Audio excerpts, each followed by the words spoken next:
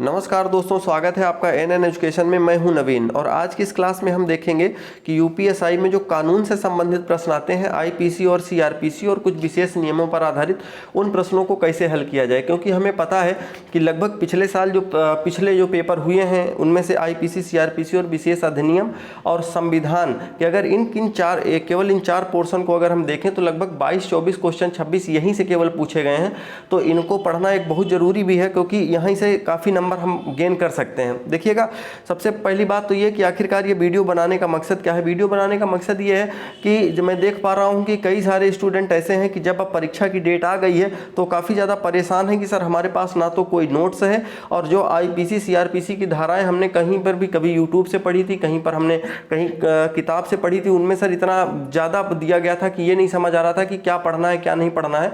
और अगर सर मान लीजिए हम अगर यूट्यूब पे पढ़ना भी चाहें तो अन्य बहुत सारे कंटेंट अवेलेबल तो हैं, लेकिन सर पता चले यही आईपीसी सीआरपीसी लोग 30-30, 40-40 वीडियो में बना करके डाले हैं, तो उसको कैसे पढ़ें और नोट्स कैसे बनाएं। तो देखिएगा, आप सबसे पहली चीज़ तो आपको ये जो मैं वीडियो आपको प्रोवाइड करवा रहा हूँ इसमें लगभग 25 पेज होंगे, और इनकी सारी की सारी जो है आपको ये जो मैं आपको पढ़ाऊँगा जो वीडियो में, ये सेम टू सेम आपको पीडीएफ आपको प्रोवाइड करवा दूंगा एनएन एजुकेशन टेलीग्राम चैनल पे, और उसका जो लिंक है आपको इस वीडियो के डिस्क्रिप्शन में मिल जाएगा, जहाँ से आप डाउनलोड कर सकते हैं। और आपको उसके बाद आपको ये केवल वीडियो देखना है और देखने के बाद आपको समझ लेना है। उसके बाद आपको अगर रिवीजन करना है तो आप वो पीडीएफ हार्ड कॉपी डाउनलोड कर लीजिएगा, उसके बाद हार्ड कॉपी उसकी निकलवा लीजिएगा। उसके बाद वहाँ से आप डायरेक्ट, आपको नोट्स बनाने की कोई ज़रूरत नहीं है। आप चाहें तो उसको पहले से आप पीडीएफ निकलवा करके उसके बाद आप जैसा मैं पढ़ाता चलूँ, जैसा समझाता चलूँ, आप उसको समझते चलिए, और वहाँ पर अगर कोई नोट करने वाली चीज़ें हैं तो आप नोट भी कर सकते हैं। ठीक है।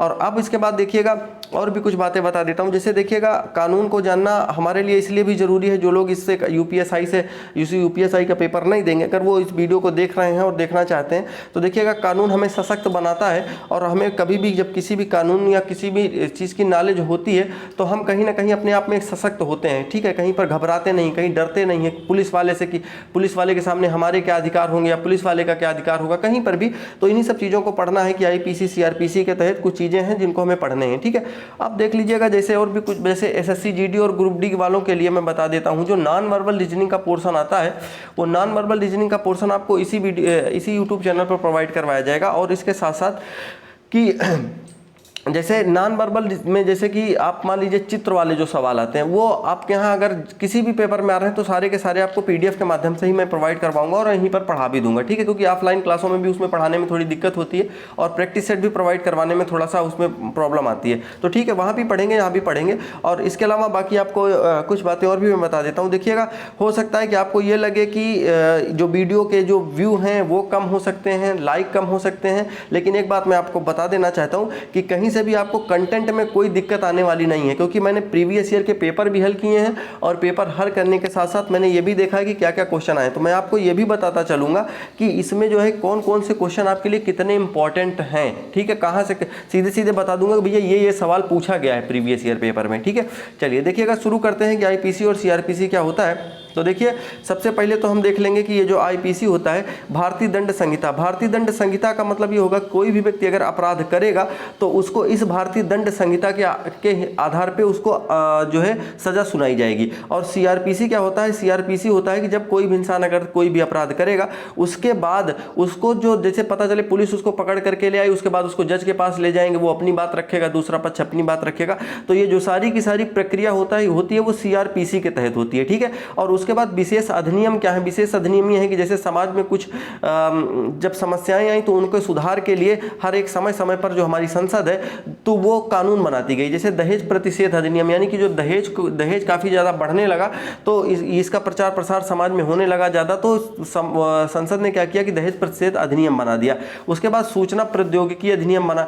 इन सब के बारे में मैं आपको बारी बारी से बताऊंगा, क्योंकि नहीं वीडियो काफ़ी लंबा हो जाएगा। तो आप अभी ऐसे देख लीजिए, साइबर अपराध, मोटर वाहन अधिनियम, पर्यावरण संरक्षण अधिनियम, जनहित याचिका, उसके बाद राष्ट्रीय सुरक्षा अधिनियम, भूमि सुधार अधिग्रहण अधिनियम, SC/ST एक्ट, ये सब समय समय पर, और आयकर अधिनियम समय समय पर जो है हमारी संसद ने पारित किए हैं और वो एक विशेष नियम बने हैं जहां से सवाल पूछे गए हैं। ठीक है, और इसके अलावा देखिएगा, इसमें हम आपको वीडियो जो होंगे वो 3 वीडियो आपको मैं प्रोवाइड करवाऊंगा, एक आईपीसी का, दूसरा सीआरपीसी का और तीसरा जो है विशेष अधिनियम का। तो आज वाले में ये आपको पूरी की पूरी पीडीएफ जो है आईपीसी में क्या क्या सवाल आए हैं और क्या क्या पूछे जाने की संभावना है वो मैं आपको बताता हूँ। हूँ। और इसके अलावा हम पढ़ेंगे कुछ प्रमुख हाई कोर्ट एवं सुप्रीम कोर्ट के वाद यानी कि केसेस। जैसे आप देखेंगे कि बहुत सारे ऐसे केस होते हैं जो बाद में हाई कोर्ट के द्वारा कही गई बातों को नियम बना दिया जाता है, ठीक है ना, तो वो हम लोग पढ़ेंगे जैसे। और उसके बाद केस स्टडी पढ़ेंगे। केस स्टडी का मतलब यह है कि उनमें कई तरीके के कोई भी केस आ जाएंगे, कोई भी समस्या आएंगी तो उनको हम किस तरीके से हैंडल करेंगे। जैसे मान लीजिए कि ये आपसे कहा जाए कि यदि किसी स्त्री का विवाह अगर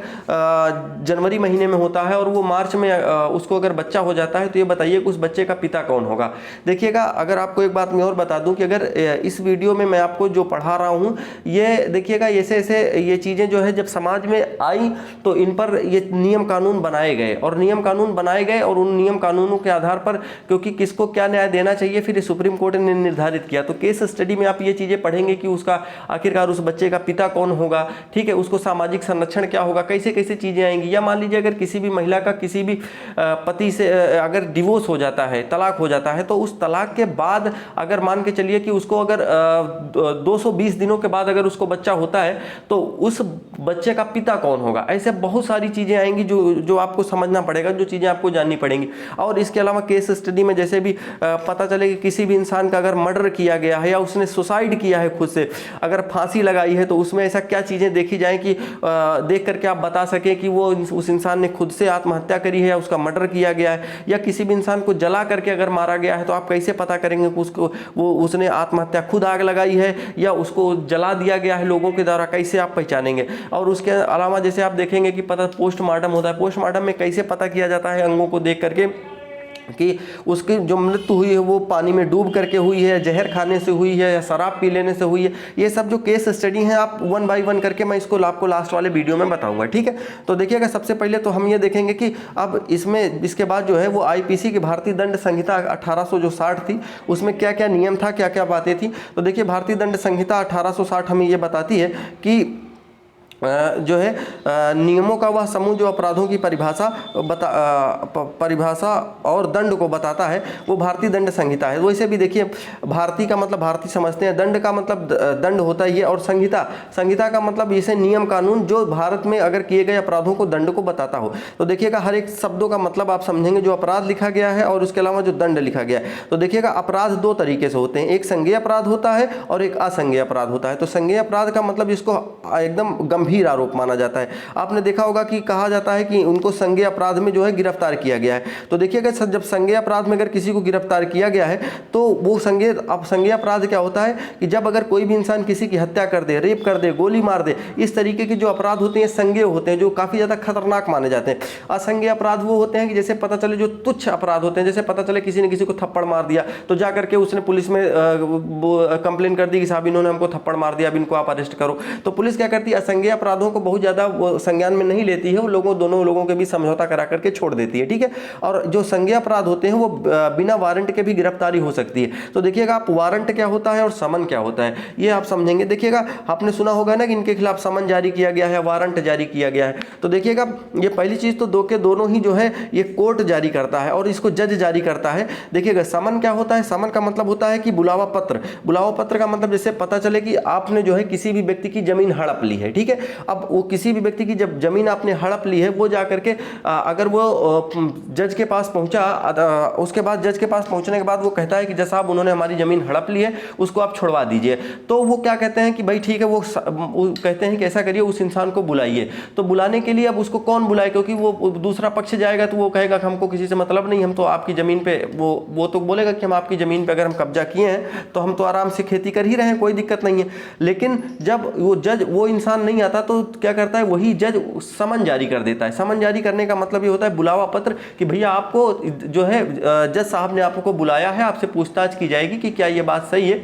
और अगर आप दूसरे की खेती पर अगर जमीन पे आप खेती कर रहे हैं तो उसका जो है आप मुआवजा दीजिए या तो उसको छोड़िए, आप जो भी होगा निर्णय फिर जज वो निर्णय देते हैं बाद में क्या होता है, ठीक है। और वारंट जो होता है वो किसी अधिकारी के नाम पर जारी होता है। वारंट का मतलब ये होता है कि अगर ये भी जो होता है जारी कोर्ट से ही होता है। अगर ये वारंट जब जारी कर दिया जाता है ये किसी अधिकारी को जारी किया जाता है। जैसे पता चले किसी भी आप थाने में दरोगा बन गए तो आपको अगर जो जज है, डिस्ट्रिक्ट जज है मान लीजिए, वो आपको वारंट दे दिए कि भैया इस आदमी को, आप वारंट का मतलब अधिकार पत्र होता है कि ये आपको अधिकार है कि इस इंसान को जहां पर भी आप देखो उसको पकड़ करके ले आओ, मेरे सामने हाजिर करो। ये आपको अधिकार दे देंगे, आपको वो अधिकार दे देंगे। वो देगा कौन? जज देगा। वो किसी अधिकारी को देता है कि इस इंसान को जाओ। और जो समन होता है, वो समन क्या होता है? किसी आदमी को मतलब ये पता होता है कि वो चाहे जाए या ना जाए, लेकिन समन जारी होने पर ये उसको सूचना दे दी जाती है भैया तुमको बुलाया गया है, तुम जाओ और चाहे ना जाओ। लेकिन अगर जब अधिकार पत्र जारी किया जाता है तो ये किसी अधिकारी को जारी किया जाता है कि तुम उसको पकड़ करके भैया जाओ और लेकर के आओ। ठीक है, चलिए अब देखिएगा इसके बाद ये जारी दोनों कोर्ट ही करता है। अपराध के लिए आवश्यक तत्व क्या होंगे? देखिएगा कभी भी आपने क्या ये सुना है कि किसी भी जानवर या पक्षी पर जो है केस चलाया गया हो? तो ऐसा नहीं होता। हमेशा उसके लिए मानव की आवश्यकता पड़ती है और जो अपराध होते हैं वो मानव के द्वारा ही होते हैं। अच्छा, कभी आपने ऐसा सुना होगा कि कोई इंसान अगर जा रहा है, पता चले रास्ते में कहीं से भी अगर कोई ऐसा जानवर या कोई पक्षी आ गया, उसका एक्सीडेंट हो गया, तो वो इंसान को अगर क्षति पहुंची तो वो बात अलग है, इंसान को क्षति पहुंची, लेकिन उसके बाद वो जो जानवर होता है उसके खिलाफ कोई भी केस जारी नहीं किया जाता है। आप ये कह सकते हैं कि हाँ सर, वो जो जानवर है वो किसी अगर व्यक्ति का है, पर्टिकुलर किसी व्यक्ति का है, तो फिर उस जानवर के खिलाफ कोई कार्रवाई नहीं होती। उस व्यक्ति, जैसे पता चले आपके कुछ जानवर थे, आपने किसी के खेत में छोड़ दिया कि ठीक है जाओ भाई चर के, वहां से पता चले उसका पूरा का पूरा वो धान खा गए। अब वहां से जब वो आए तो कोई आदमी जानवर के खिलाफ वारंट नहीं, वो जानवर के खिलाफ कंप्लेन नहीं करेगा, वो किसी व्यक्ति के खिलाफ करेगा। और जब वो व्यक्ति के खिलाफ करेगा तो वो जानवर पर जिसका अधिकार होगा उसके खिलाफ जाकर के करेगा। और उसके अलावा अपराध के लिए आवश्यक तत्व में दुराशय। दुराशय का मतलब ये होना चाहिए आशय गलत होना चाहिए। जैसे किसी भी इंसान को अगर कोई गाली देता है तो उसका आशय गलत होना चाहिए। जैसे मान लीजिए कि दोस्त में अगर कुछ ऐसे शब्दों का प्रयोग करते हैं जिनमें से तो वो असभ्य शब्द तो होते हैं, लेकिन किसी भी दोस्त का किसी दूसरे दोस्त को गाली देने का आशय गलत नहीं होता, इसलिए वो अपराध नहीं माना जाता है। ठीक है, और इसके अलावा कोई भी काम लापरवाही के द्वारा किया जा रहा है तब भी वो दुराशय माना जाएगा। असावधानी पूर्वक किया जा रहा है तब भी वो दुराशय ही माना जाएगा। ठीक है, और इसके अलावा योजना का क्रियान्वयन भी अपराध के लिए एक आवश्यक तत्व है। यानी कि जब भी आप कोई भी योजना आप बनाएंगे, पता चले कि आपको कहीं पे किसी का मर्डर करना है, तो उसके पहले तो योजना बनाएंगे ना। तो योजना का जब आप क्रियान्वयन करने के लिए आप घर से निकलते हैं या किसी से लड़ाई करने के लिए घर से निकलते हैं, तो वो भी कहीं ना अपराध ही माना जाता है। अपराध के बाद योजना का क्रियान्वयन के बाद जो क्षति होती है, क्षति का मतलब उसको शारीरिक क्षति भी हो सकती है, मानसिक क्षति हो सकती है, आर्थिक क्षति हो सकती है, वो भी अपराध के लिए ये सब आवश्यक तत्व हैं। अगर ये सब नहीं होंगे तो अपराध होगा ही नहीं, क्योंकि अगर मानव नहीं होगा, किसी भी इंसान का दुराशय नहीं होगा, यानी कि उसका आशय गलत नहीं होगा, तब तो फिर सब ठीक ठाक चल रहा होगा। योजना का अगर कोई भी योजना आपने बनाई उसका क्रियान्वयन नहीं होगा, यानी कि वो आप उस पर काम नहीं करेंगे, यानी कि किसी का अगर आपको किसी से लड़ाई करनी है, आपने क्रियान्वयन नहीं किया, लड़ाई नहीं किया, तो फिर अपराध ही नहीं होगा। तो इस तरीके से ये होता है। ठीक है, चलिए उसके बाद एक बात यहाँ पे आई थी कि दंड जो होता है, यहाँ पे मैंने ये एक शब्द लिखा हुआ था, यहाँ पे ये लिखा हुआ था दंड। दंड को बताता है। तो दंड क्या होता है? देखिएगा दंड जो होता है, दंड क्या होता है? दंड के दो प्रकार होते हैं।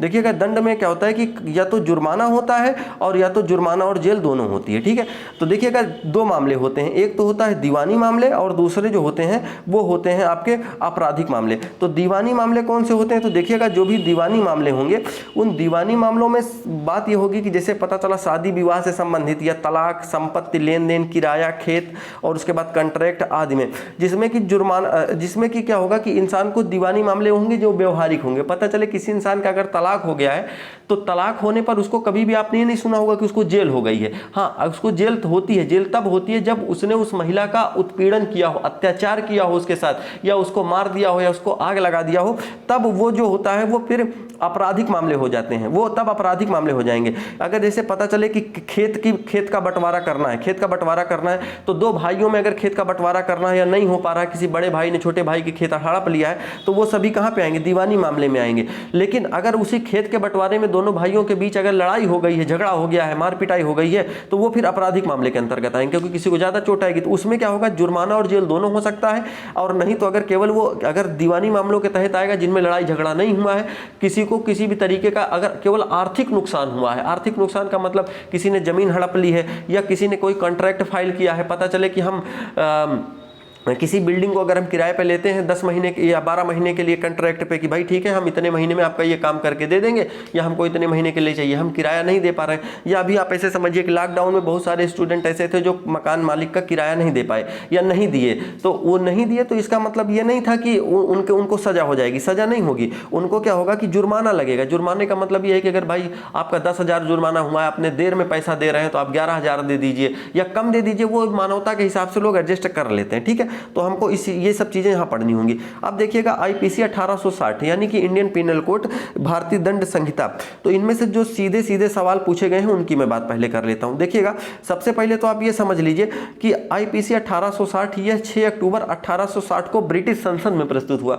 आपको पता है कि जब 1857 की क्रांति होती है वो उसके पहले से ही 1757 से ही रहता है, तो ब्रिटिश जो भारत में आए तो जो ये कानून जब बना 1860 में, तो यह 6 अक्टूबर 1860 को, देखिए इसके पीछे की कहानी भी है कि ब्रिटिश में बना फिर यहाँ लागू हुआ, तो मैं वो आपको बताना नहीं चाह रहा क्योंकि वो पेपर में नहीं पूछा जाएगा। जो डायरेक्ट पॉइंट टू पॉइंट चीजें पूछेंगे वही बताऊं, क्योंकि कहानी बताऊंगा वीडियो बहुत लंबा जाएगा।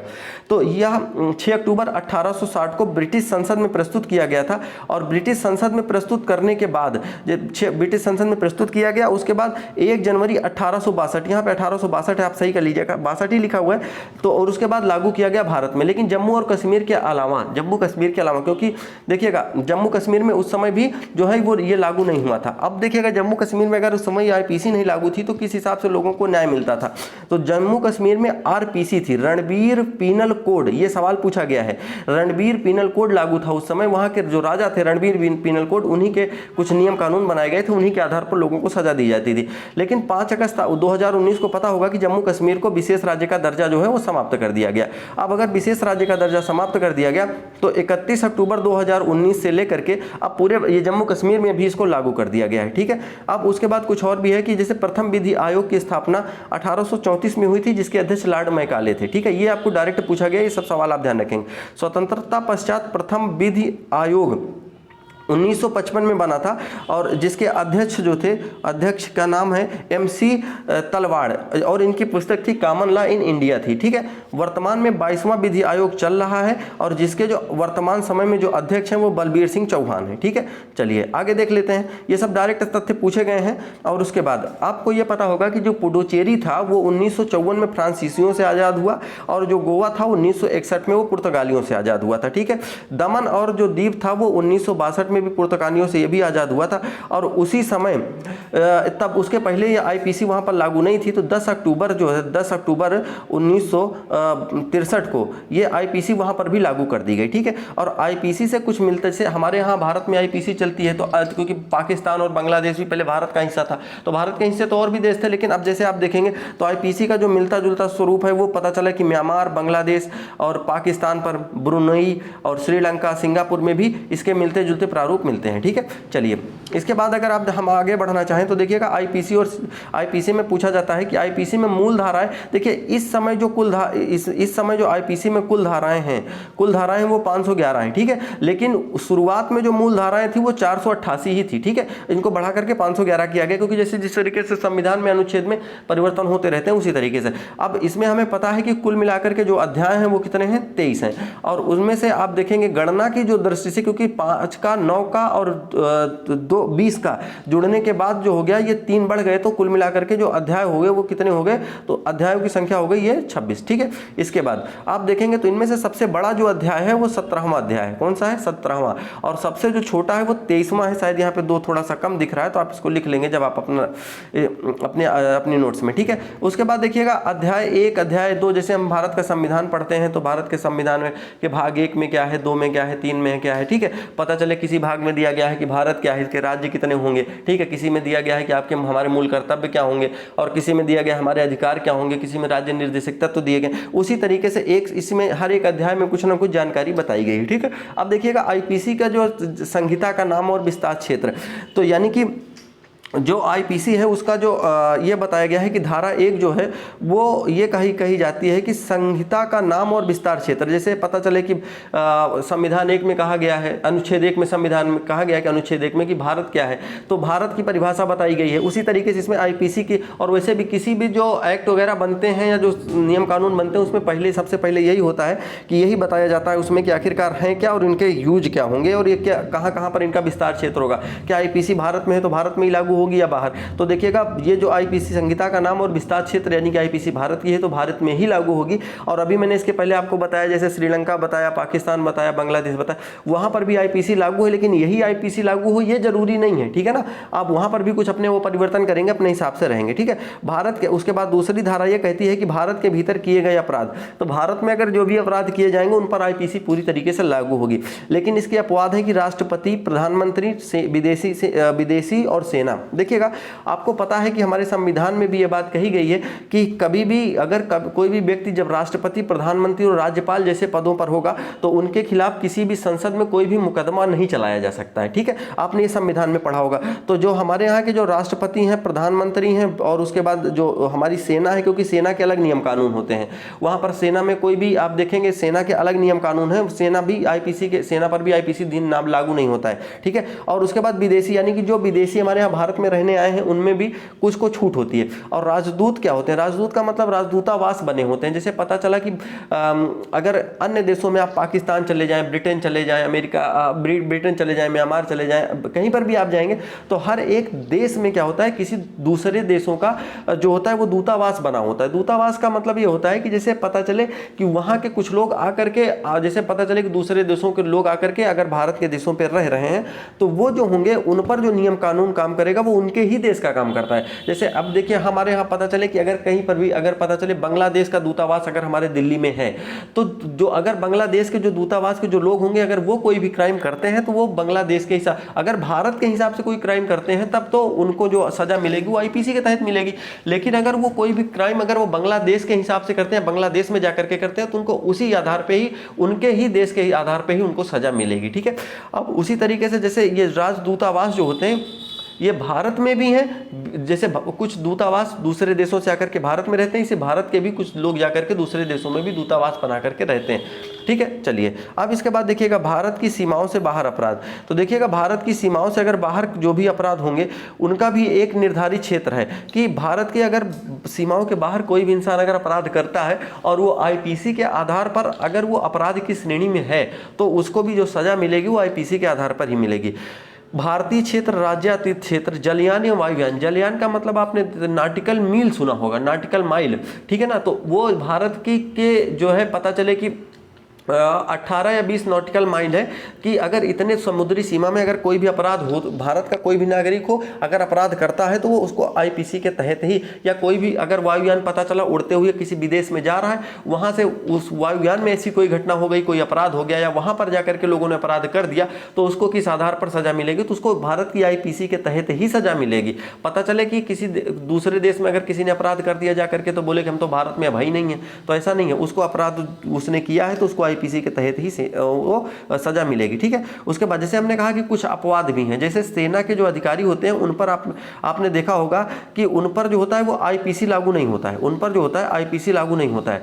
उन पर क्या होता है, कोर्ट मार्शल लागू होता है। कोर्ट मार्शल का मतलब सैनिक का खुद ही न्यायालय होता है, ठीक है। तो सैनिक का खुद ही न्यायालय होता है। और सेना अधिनियम 1950 में बना, क्योंकि हम लोग आजाद हुए तो उसके बाद से ही हम लोगों ने अपना बनाया ये सेना अधिनियम, उनके आधार पर उन पर कार्रवाई होती है, ठीक है। उसके बाद अध्याय 2 हमको ये बताता है जो 6 से 52 तक है कि कुछ परिभाषाएं बताता है। वो परिभाषाएं क्या होंगी कि कुछ विशेष जो उपबंध हैं वो किए गए हैं।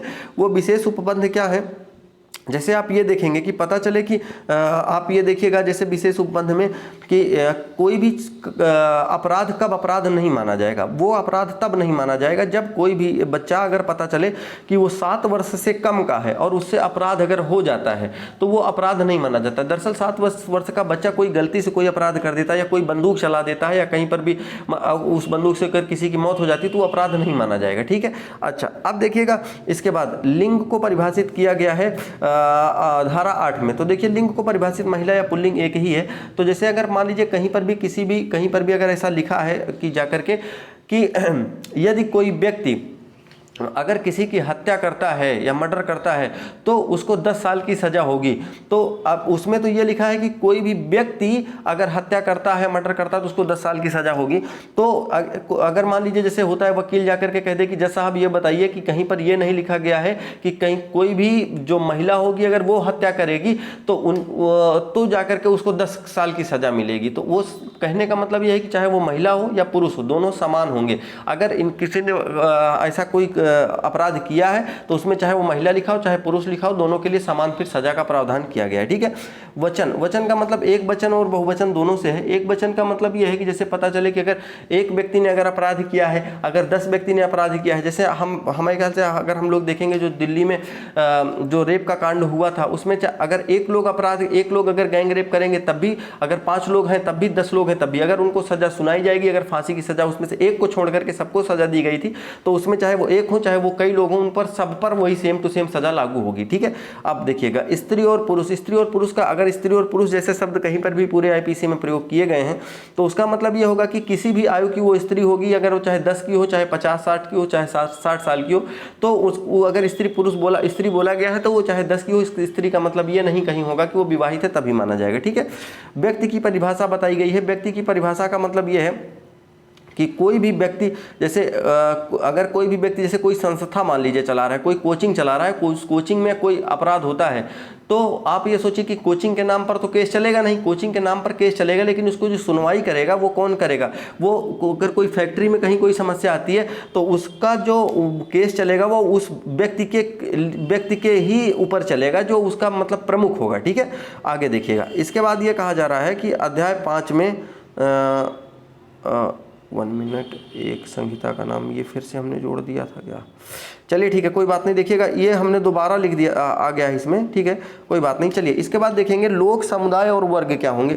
वर्ग क्या होंगे, लोग क्या होंगे, समुदाय क्या होंगे। जैसे कुछ समुदाय एक ही नियम कानून को मानने वाले या एक ही धर्म आस्था को मानने वाले लोग समुदाय होते हैं। लोक का मतलब होता है कुछ क्षेत्र विशेष होता है जिसको लोग कहते हैं। वर्ग का मतलब आप जानते हैं किसी भी जाति धर्म या वर्ग से बिलोंग करने वाले लोग। सरकार के सेवक कौन से होंगे? तो सरकार के सेवक जो पुलिस और अध्यापक जैसे लोग होंगे, यानी जिनको सरकार पैसे देती है, जिनको सरकार सैलरी देती है, वो सरकार के सेवक होंगे। सरकार की जो परिभाषा बताई गई है धारा 17 में, 18 में कहा गया है भारत की परिभाषा, भारत क्या होगा।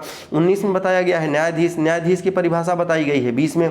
उसके बाद लोक सेवक से संबंधित प्रश्न आपके यहाँ पूछे गए हैं कि जैसे इनमें से दे दिया जाएगा होमगार्ड और उसके अलावा सांसद, कोतवाल, अध्यापक, इन सब का अगर नाम दे दिया जाएगा, पता चले कि ये होमगार्ड, सांसद, कोतवाल, अध्यापक, इनमें से पूछ लिया जाएगा कौन सा ऐसा व्यक्ति है जो लोक सेवक है, कौन सा नहीं है। ठीक है ना। तो ये आपको थोड़ा सा पढ़ना पड़ेगा, इसको आप पढ़ लीजिएगा। उसके बाद जंगम संपत्ति का मतलब ये होता है कि मूवेबल संपत्ति क्या होगी, यानी कि जो एक स्थान से दूसरे स्थान तक जा सकती है। देखिएगा जैसे होता है 2 तरीके की संपत्ति, एक चल और अचल। चल संपत्ति का मतलब जो एक स्थान से दूसरे स्थान तक जा, जैसे आपकी गाड़ी है, आपका मोबाइल है। ठीक है, ये सब जो पैसा है, ये सब सारी संपत्तियां एक स्थान से दूसरे स्थान तक जा सकती हैं। लेकिन अगर आपका घर है, आपकी जमीन है, तो वो एक स्थान से दूसरे स्थान पर ट्रांसफर नहीं हो सकता। तो इसमें जंगम संपत्ति की बात की गई है, यानी कि मूवेबल जो एक स्थान से दूसरे स्थान तक जा सकती है वो जंगम संपत्ति कहलाएगी। उसके बाद सदोष लाभ या हानि क्या होता है। सदोष लाभ या हानि होगा कि जैसे मैंने इधर लिख भी दिया है, उधार लेने वाला व्यक्ति अगर मर जाए, जैसे पता चले आपने किसी को 10,000 रुपए उधार दिए। ठीक है, अब उसके बाद उसने कहा था कि भाई 2 महीने बाद मैं पैसे आपको वापस कर दूंगा। 2 महीने में वो पैसे नहीं वापस कर पाया और उसके बाद वो मर गया। पता चले कि आपको कुछ नहीं समझ आया, आपने उसके घर वालों से पैसे मांगे, आपको वो पैसे नहीं दे रहे हैं घर वाले। आपने क्या किया, उनके यहाँ भैंस बंधी थी और जिसकी कीमत लगभग 30,000 रुपये थी, आप उस भैंस खोल करके ले आए, तो आपने सदोष, आपको लाभ हुआ है, मतलब आपने गलती तो की है, ये बात तो सही है, वो आपका पैसा नहीं दे रहे तो आप उनको ले करके सदोष लाभ भी हुआ है और सदोष हानि किसको हुई है, उनको हुई है। ठीक है ना, गलती उनकी थी, उनकी हानि हुई है, क्योंकि वो 10 का देना था, वो 10 दे नहीं पाए, 30 लेके चले आए, तो ये सदोष लाभ और हानि होती है। बेईमानी यानी दोषपूर्ण लाभ के लिए किसी से झूठ बोल देना बेईमानी कहलाती है। पता चले हम आपसे बोले कि कोई भी काम के लिए कि ये इतने में होता है, बाद में पता चले कि ये 10 रुपए की चीज़ हमने आपको 20 में बेच दी, तो ये बेईमानी हो गई ना। कि अगर कोई भी इंसान, हम दुकान खोल के बैठे हैं, कोई भी इंसान को ये नहीं पता है कि इस बिस्किट की कीमत 10 रुपये है, 15 रुपये है, हम उसको 20 रुपये में बेच रहे हैं, वो पढ़ा लिखा उतना नहीं है, तो ये बेईमानी होती है। ठीक है, चलिए इसके बाद देखेंगे कपट पूर्वक यानी धोखा या क्षति। कपटपूर्वक का मतलब जिसमें झूठ भी बोला गया हो और धोखा भी दिया गया। धोखा का मतलब जैसे पता चले कि आप वही बिस्किट वाली कहानी है, थोड़ा सा बहुत अंतर रहता है इसमें कि अगर मान लीजिए कोई भी इंसान है और उससे अगर 5 रुपए की चीज़ 10 रुपए में हमने बेच दी, तो उसके साथ साथ उसको नुकसान भी हुआ, यानी कि क्षति भी हुई उस इंसान को, और क्षति होने के साथ साथ पता चले उसके साथ धोखा भी हुआ कि यार इतने का सामान इतने में दे दिया गया। तो कोई बहुत ज़्यादा अंतर नहीं है। दस्तावेज क्या होते हैं? वे सभी कागज़ जो सरकारी हैं वो दस्तावेज कहलाते हैं। सभी कागज़ का मतलब जैसे बैंक का चेक हो गया, वो सारे के सारे क्या होंगे? बैंक का चेक हो गया, पासबुक हो गई, है ना, या आपके जो एफिडेविट हो गई, ये सभी के सभी सरकारी दस्तावेज आएंगे। दस्तावेज का मतलब ये तब यूज आता है जब कभी भी साक्ष्य की जरूरत पड़ेगी, या अगर जैसे पता चले आपकी ज़मीन किसी ने हड़प ली है, तो आप कहेंगे ना कि साहब हमारे पास ये देखिए हमारी ज़मीन के कागजात हैं, सरकारी कागजात जो हैं, उनको माना जाएगा कि हाँ ये ठीक है, ठीक है, ये सही है। कार्य का लोप, किसी व्यक्ति द्वारा अगर अपना कार्य ना किया जाए, पता चले आप पुलिस में भर्ती हो जाते हैं और आपको जो जिम्मेदारी दी गई है आप वो काम नहीं कर रहे हैं, तो आपको जो कार्यवाही आपके खिलाफ होगी वो धारा 33 के खिलाफ होगी। उसके बाद सामान्य आशय। सामान्य आशय का मतलब ये होता है 5 या 5 से अधिक व्यक्ति, ठीक है। 5 या 5 से अधिक व्यक्ति का मतलब ये है कि जैसे पता चले कि कोई भी काम करने के लिए हम जा रहे हैं, अब अगर सामान्य आशय है, लेकिन अब अगर हम मान के चलिए किसी भी होटल पे गए और होटल पे जाने के बाद हमारा कोई ऐसा आशय नहीं था कि हम कहीं वहाँ पर जाकर के हमको लड़ाई करना है, लेकिन पता चले कि हमारे साथ कोई किसी भी दोस्त को, हमारे किसी दोस्त को किसी ने कुछ बोल दिया, तो अब पता चले वहाँ लड़ाई हो गई, तो हमारा आशय जो था एकदम सामान्य था कि भैया नहीं, अगर उन लोगों ने हम पर हमला किया तो फिर हम लोगों ने भी तोड़ ताड़ के बराबर कर दिया, ठीक है। तो ये चीज़ें फिर वहाँ पे सामान्य आशय होता है, लेकिन फिर अगर घटना होती है तो घटना उसमें जो है इसकी जांच धारा 34 के तहत की जाएगी, ठीक है। इसके बाद देखिएगा एक केस इसमें बना हुआ, केस लिखा है मैंने कि भूप सिंह बनाम पीबी सरकार 1997। इसमें यह बताया गया कि योजना जो है घटना के दौरान भी बन सकती है, ठीक है ना। उसके बाद वारिंद्र कुमार घोष बनाम एम्परर 1924, और इसमें यह बताया कि खड़े रहने पर भी अपराध है आशय की पूर्ति के लिए। जैसे पता चले हम मान लीजिए इस आशय को लेकर के जाते हैं कि किसी भी इंसान को हमें उसकी पिटाई करनी है, और पता चले आपको कोई रास्ते में खड़ा कर देता है कि भाई तुम देखना जरा उधर कोई आ तो नहीं रहा, मैं इसको जाके पिटाई करके आता हूं। तो अगर आप उस पर खड़े होकर के देख रहे हैं कि हाँ कोई व्यक्ति नहीं आ रहा है, तो आप भी उसमें कहीं ना कहीं अपराध के भागीदार हैं, ठीक है। चलिए आगे देख लीजिएगा, अपराध जो कानून के अंतर्गत ना आए। देखिएगा जैसे बहुत सारे ऐसे अपराध होंगे जो कानून में लिखे ही नहीं गए हैं, तो अगर ऐसा कोई अपराध होता है, जैसे पता चले जब ये आईपीसी सीआरपीसी बनी तब वो दहेज प्रतिषेध अधिनियम नहीं आया था। इसके बाद आप देखेंगे तो पता चले कि IT एक्ट जो था ये नहीं था, ये साइबर क्राइम नहीं था, क्योंकि जब से इंटरनेट वगैरह बढ़ा तब से साइबर क्राइम आए, जब नई नई चीज़ें आने लगी तो नए नए अपराध शुरू हुए, ठीक है ना। तो जो अगर ऐसा कोई अपराध होता है जो कानून के दायरे में नहीं आता है, तो उसको धारा 40 के तहत हम लोग क्या करेंगे, देखेंगे, ठीक है। उसके बाद विशेष विधि का मतलब कुछ ऐसे भी विशेष नियम कानून होंगे जो अन्य जगहों पर विशेष विधि के तहत काम करेंगे। कैसे? जैसे विशेष विधि में आप ये समझ लीजिए कि जैसे आपने अगर चोरी की, तो बिजली चोरी कर रहे हैं आप, तो आपको पता चले कि आपके जैसे आप बिजली चोरी कर रहे हैं, तो बिजली चोरी में जो है आप ये सोचिए कि आईपीसी के तहत कोई भी मुकदमा चलेगा, तो आईपीसी के तहत कोई भी मुकदमा नहीं चलेगा, बशर्ते उसमें होगा क्या कि किसी जो भी इंसान बिजली चोरी कर रहा है वो बिजली चोरी अधिनियम के तहत उसका क्या सजा का प्रावधान है वो बिजली चोरी अधिनियम के तहत दिया जाएगा। आप रेलवे में यात्रा कर रहे हैं, टिकट नहीं लिए हैं, आप सोचे कि आप पकड़े गए, तो आप पता चले कि आपसे ये कहा जाए कि आईपीसी के तहत आप पर कार्रवाई होगी, तो नहीं, रेलवे का खुद अधिनियम है और वो खुद डिसाइड करेगा कि आपको जो है कितने रुपए की सजा या जुर्माना आपको देना है, ठीक है। चलिए आगे देखेंगे, जीवन जैसे आत्महत्या के बारे में बताया गया है। आत्महत्या का, अगर आत्महत्या के जैसे पता है ना कि आत्महत्या करना जो है वो कानून में एक अपराध है, तो आत्महत्या के बारे में बताया गया, कोई ऐसा करता है तो उसके खिलाफ जो है वो आत्महत्या क्या होगी, उसकी कार्यवाही क्या होगी, 45 के अंतर्गत करेंगे। मृत्यु के बारे में बताया गया है कि किसी भी इंसान की अगर मृत्यु होती है तो उसकी जो जाँच होगी धारा 46 के तहत करेंगे। वर्ष या मास, यानी ग्रेगोरियन कैलेंडर का हम लोग यूज करते हैं जिसमें वर्ष और मास बताया गया है। आप ये देखेंगे कि जैसे वर्ष और यानी कि महीना, ग्रेगोरियन कैलेंडर इसलिए क्योंकि पता चले कि हम बता रहे हैं, हम अपने हिसाब से अलग कोई महीना बता रहे हैं, हिंदी वाला बता रहे हैं, कुछ लोग अपना अलग वाला बता रहे हैं, तो वो नहीं मान्य होगा। वर्ष और मास यानी इसी आधार पे कि सबको यही मानना पड़ेगा। अगर कहीं पर भी ऐसा कोई कानूनी काम आता है तो वर्ष और महीना यानी ग्रेगोरियन कैलेंडर में जिस भी तारीख पर या जिस महीने जो घटना घटित हुई हो इसी के आधार पर माना जाएगा। देखिएगा आगे क्या है, जैसे शपथ दिलाई जाती थी कि जब साहब मैं शपथ लेता हूँ, जो बोलूँगा जो कहूँगा सच कहूँगा, सच के सिवा कुछ नहीं कहूँगा। तो देखिए ये पहले गीता और कुरान तो 1973 में जो था गीता और कुरान पर शपथ हाथ रख करके ये शपथ दिलवाई जाती थी। लेकिन अभी इसका शायद प्रोसेस बदल गया है और अब क्या होता है, एक एफिडेविट बनवाई जाती है जिसमें क्या होता है वो साक्ष्य का काम करता है। और अगर एफिडेविट पर हस्ताक्षर करने के बाद अगर कोई भी इंसान झूठ बोलता है तो वो भी एक सजा का पात्र होगा। ठीक है, चलिए सद्भावना शब्द की परिभाषा, यानी कि पुलिस वाला ड्यूटी पर सतर्कता और ध्यान से। देखिएगा, सद्भावना का मतलब ये होता है कि अगर कोई भी पुलिस वाला अगर ड्यूटी पर है, वो सद्भावना पूर्वक अगर काम करता है और उसके सतर्कता से, मान लीजिए सतर्कता और ध्यान से अपना काम कर रहा है, लेकिन अगर उसके बावजूद उससे कोई गलती हो जाती है तो वो धारा जो 52 होगी उसके तहत उस पर कार्यवाही की जाएगी।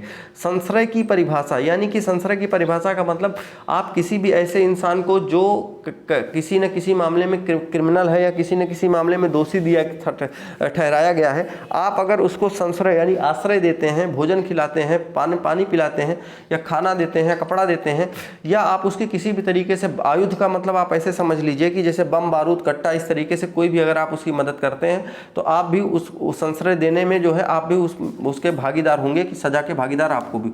उसके बाद जैसे ये तो हो गया, आपने ऊपर पढ़ा कि कोई भी इंसान कब सजा होगी कब नहीं होगी क्या होगा। उसके बाद उसको जब इंसान सजा होगी तो उसको दंड भी तो दिया जाएगा। तो दंड में क्या दिया जाएगा, जैसे 53 से 75 यही बताता है कि दंड के प्रकार कितने होंगे। तो दंड के जो प्रकार होंगे वो 5 प्रकार होंगे। सबसे पहले तो मृत्यु दंड होगा, और बच्चन सिंह वर्सेज पश्चिम बंगाल सरकार में ये कहा गया कि रेयरेस्ट टू रेयर केस में जघन्य मामले में ही दंड का यानी कि जो होगा मृत्यु दंड यानी फांसी की सजा दी जाएगी। ठीक है, उसके बाद बताया गया कि जो दूसरा वाला था आजीवन कारावास। आजीवन कारावास का मतलब ये हुआ गया कि पूरी उम्र होता है। जैसे कुछ लोग कहते हैं कि आजीवन कारावास अगर मिला है किसी को तो इसका मतलब ये होगा कि केवल और केवल जो 14 साल होगा वही पूरी उम्र होता है। तो आजीवन कारावास का मतलब भैया पूरी उम्र होता है। ठीक है, और कारावास जो होता है वो 2 तरीके का होता है, सश्रम होता है और दूसरा वाला साधारण होता है। तो सश्रम का मतलब ये हो गया कि इंसान मतलब काम भी करेगा, जब वो जेल में बंद रहेगा तो काम भी करना पड़ेगा, और साधारण का मतलब केवल ऐसे ही अपना जिंदगी गुजारेगा। ठीक है, उसके बाद संपत्ति का समापहरण, यानी कि उसकी जो संपत्ति है उसका अपहरण कर लिया जाएगा, यानी सरकार के द्वारा उसको कुर्की करवा दिया जा सकता है। ठीक है ना, तो आप ऐसे समझ सकते हैं। जुर्माना या अर्थदंड भी उसको दिया जा सकता है। जुर्माना और अर्थदंड का मतलब उस पर पैसे का और जुर्माना लगाया जा सकता है। ठीक है ना, चलिए आगे देखेंगे।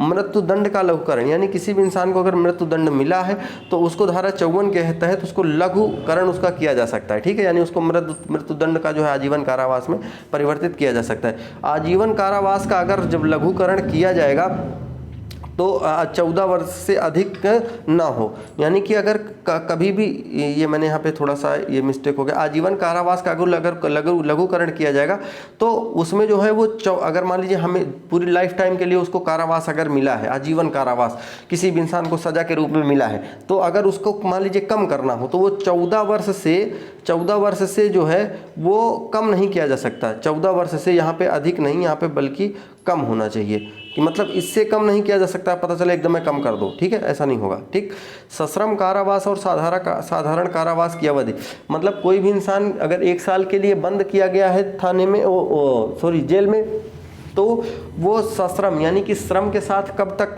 काम करेगा, और साधारण कारावास की अवधि क्या होगी ये कौन डिसाइड करेगा, तो ये जज डिसाइड करते हैं। ठीक है, कि वो उसको पता चले कि 3 महीने सश्रम दे दिए, यानी कि पहले 3 महीने वो काम करवाएंगे, उससे खूब खाना वाना तो सब वैसे ही सब मिलेगा। ठीक है ना, और उसके बाद जो है जुर्माने की रकम दोनों पक्षों को देखिएगा। जुर्माने की रकम का मतलब जैसे मान लीजिए किसी भी इंसान ने अगर किसी को गोली मार दी है तो उससे अगर दूसरे पक्ष को ये कहा जाए कि इसको जुर्माना दीजिए, तो पता चले कोई गरीब आदमी है उसने किसी अमीर आदमी को गोली मार दी, तो अब उस गरीब के पास तो इतने पैसे नहीं होंगे, उसको बोल दिया जाए कि ऐसा करो 5 लाख रुपए इनको देना है, तो 5 लाख पता चले अपनी पूरी अचल संपत्ति बेचने के बाद भी उसके पास 5 लाख रुपए नहीं हो पा रहे, तो दोनों पक्षों को देखकर ही जो है वो जुर्माना दिया जाता है। ठीक है, जुर्माना ना देने पर कारावास, यानी कोई भी इंसान ऐसा है जो जुर्माना नहीं दे सकता है तो उस पर जो है उसको कारावास भी, मतलब पता चले कि अगर जुर्माना नहीं दे पा रहा है कि साहब हम नहीं दे पाएंगे, तो उसको कारावास दे दिया जाता है कि ठीक है अगर तुम्हारे 1 साल की सजा है और 5,000 रुपए का जुर्माना है तो ठीक है, अगर तुम नहीं कर सकते हो तो तुम्हारी जो सजा है वो 1.5 साल की हो जाएगी, वो जज आप डिसाइड करते हैं। ठीक है,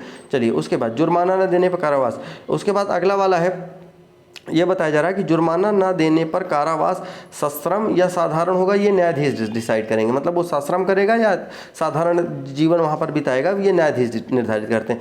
जो हाँ भैया, ये सवाल आपके यहाँ पूछा गया है कि जुर्माना न देने पर कारावास का अनुपात क्या होगा। अगर कोई इंसान अगर जुर्माना 50 रुपये तक नहीं दे पाता है, 50 रुपये, तो उसको 2 महीने का कारावास उसका बढ़ जाएगा।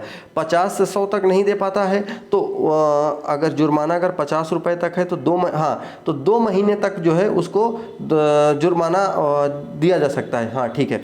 और उसके बाद अगर 50 से 100 रुपये तक का है तब भी बहुत ज़्यादा से नहीं, यहाँ पे 2 नहीं होगा, यहाँ पे 4 होगा, मैंने गलत लिखा है, यहाँ पे 4 महीने हो जाएगा। और अगर 100 रुपये से अगर अधिक का है, जैसे 5,000 हो गया, 150 हो गया, 2,000, 10 लाख, तो उसको बहुत ज़्यादा से ज़्यादा अगर कारावास मिलेगा तो 6 महीने से ज़्यादा नहीं मिल सकता। अगर वो जुर्माना नहीं भर पा रहा है तो बहुत ज़्यादा से ज़्यादा उसको 6 महीने का जुर्माना, 6 महीने की उसकी सज़ा बढ़ाई जा सकती है, इससे ज़्यादा नहीं बढ़ेगी। ठीक है। चलिए, जुर्माने का अनुपात भाग दिए जाने पर कारावास। जैसे पता चले किसी भी इंसान को अगर 4 महीने की सज़ा हुई, 4 महीने की सज़ा हुई, अब उससे कहा गया कि भाई नहीं ऐसा करो कि तुम हमको उससे कहा गया कि ऐसा करो कि 100 रुपये तुम हमको दो, मतलब किसी को 100 रुपये अगर देना है, वो इंसान नहीं दे पा रहा है। उसने कहा कि साहब ऐसा है कि हमारे पास केवल 75 रुपये हैं। कितने रुपए हैं? 75 रुपये हैं। अब उससे कहा गया कि अगर तुम 4 महीने का अगर 100 रुपये देते हो तो ठीक है, अगर 4 महीने का 100 रुपये नहीं दे पा रहे हो, 4 महीने का, तो उसने कहा साहब हमारे पास 75 रुपये हैं। तो कहा ठीक है 75 है, तो इसमें से 100 में से 75 अगर मैं घटाऊं तो बचेगा कितना? 25। यानी कि तुम अगर 100 रुपये नहीं दे पाते तो 4 महीने की जेल थी। अब अगर 75 दे दी हो तो उसको कितने महीने की जेल होगी? केवल और केवल 1 महीने की, वो सज़ा काट करके बाहर आ जाएगा। ठीक है, ये ध्यान रखेंगे।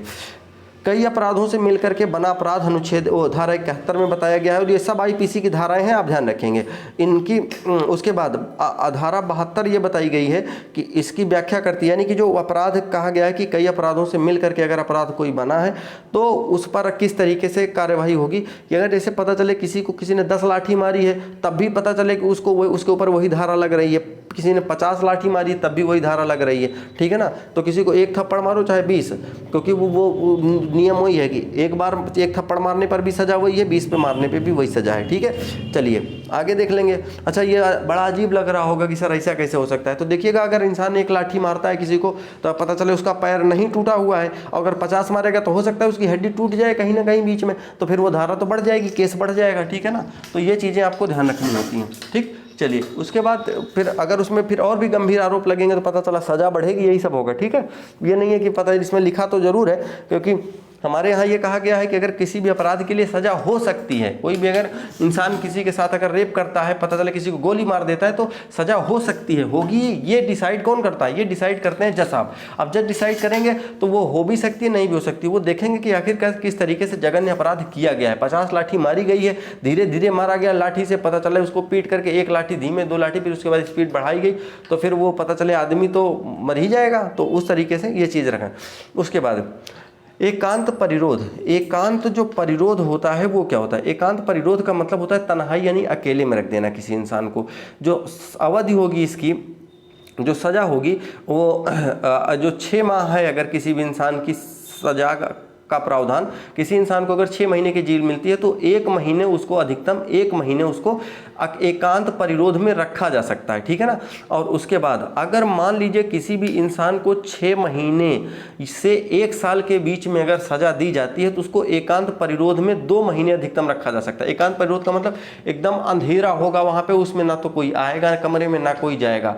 ठीक है। और उसके बाद 1 साल से अगर किसी भी इंसान को अधिक, 1 साल से अधिक का अगर किसी को सजा मिली है तो वो 3 महीने से अधिक उसको नहीं रखा जा सकता है। ठीक है ना। चलिए, उसके बाद नहीं पता चले उसको 1 साल की सजा मिली है तो उसको केवल बंद कर दिए जेल में अंदर, वो उसमें एकांत परिरोध में आदमी। ठीक है ना। तो 3 महीने से ज़्यादा उसको नहीं रख सकते। एक बार में एकांत परिरोध जो होगा, यानी कि देखिएगा, जैसे कहा गया कि इधर बताया गया कि अगर 1 साल में 3 महीने तक रखा जा सकता है, 1 साल में कितना? 3 महीने तक। तो अगर एक बार में एकांत परिरोध जो होगा वो 14 दिन से अधिक नहीं होगा। जैसे कि अब ये कहा गया कि 1 साल में 3 महीने रखा जा सकता है एकांत परिरोध में, अकेले में, उसको किसी से मिलने उलने नहीं दिया जाएगा। तो अब लेकिन ऐसा नहीं है, उसको ऐसा करो कि शुरुआत के पहले ही 1 साल में अगर 3 महीने रखना तो बोल दो कैसा करो, उसको 3 महीने एकांत परिरोध में रख दो। आदमी पागल हो जाएगा। ठीक है ना। वो आप मर जाएगा, उसका कोई फिर पता चले कि उस सरकार की जवाबदेही होगी कि उस ऐसी कौन सी सजा बना दिए, है ना। तो ये चीज़ कुछ नियम होते हैं, क्योंकि वैज्ञानिक कुछ चीज़ें होती हैं कि किसी भी इंसान को 14 दिन से अधिक अगर उसको एकांत परिरोध में रखा जाएगा, उसको दिमागी हालत उसकी गड़बड़ हो सकती है। दिमागी हालत तो एकांत परिरोध में 2-4 दिन रोग लगने तो गड़बड़ हो जाती है, ठीक है। तो ये बताया गया कि 14 दिन से अधिक नहीं रख सकते हैं एक बार में, और किसी भी महीने में 1 माह में 7 दिन से अधिक नहीं होनी चाहिए। किसी भी 1 महीने में 7 दिन से अधिक नहीं रख सकते हैं उसको, ठीक है। चलिए, ये 2 नियम थे। बहरहाल आपको जो सवाल आपके यहाँ पूछे गए हैं वो यही पूछे गए हैं यहाँ से 1 माह 6 माह वाला, ठीक है। चलिए आगे देखेंगे। जैसे साधारण अपवाद कहा गया है, क्षमा योग्य अपराध। ऐसे कौन से अपराध होंगे जो क्षमा योग्य होंगे, जो साधारण होंगे, जिनका अपराध माना नहीं जाएगा कि ये अपराध हैं, ठीक है। कौन से? जैसे आप देखेंगे कि विधि आबद्ध या तथ्यों की भूल के कारण, जैसे पता चले कोई भी सैनिक अगर गोली चला रहा है, तो अगर उसको पता चले वो अगर किसी भी आतंकवादी पर गोली चला रहा है और गलती से अगर गोली किसी भी ऐसे इंसान, किसी भी होटल में कुछ लोग हैं और वो आतंकवादी पर गोली चलाना चाह रहा था वो सैनिक, लेकिन पता चले कि उससे किसी भी आम जनता की अगर मृत्यु हो जाती है तो जो सैनिक होगा वो सजा का भागीदार नहीं होगा, उसको सजा नहीं मिलेगी, ठीक है। तथ्य या उसके बाद 79 है। 79 ये बताता है कि तथ्य की भूल आम नागरिक की भूल। जैसे पता चले आपको अचानक अभी पता चल जाए कि आज रात में लॉकडाउन लगने वाला है, आपको पता नहीं है कि लॉकडाउन लग गया है और आप बाहर कहीं जा रहे हैं, आपसे पुलिस वाले ने पूछा कहाँ जा रहे हो, और आपसे बोलता है कि बाहर निकलना मना था, आपका चालान कटेगा। तो अगर ये बात आप बताते हैं कि सर हमको तथ्य की भूल थी, हमें जानकारी नहीं थी इस बात की कि लॉकडाउन लग चुका है, मुझे जानकारी नहीं थी, अगर उसको ये बात समझ आती है कि हाँ आपको ये बात रियलिटी पता है, तो तथ्य की भूल आम नागरिक की अगर भूल होती है तो वो उसमें अभी आपका सजा का पात्र आप नहीं होंगे, ठीक है।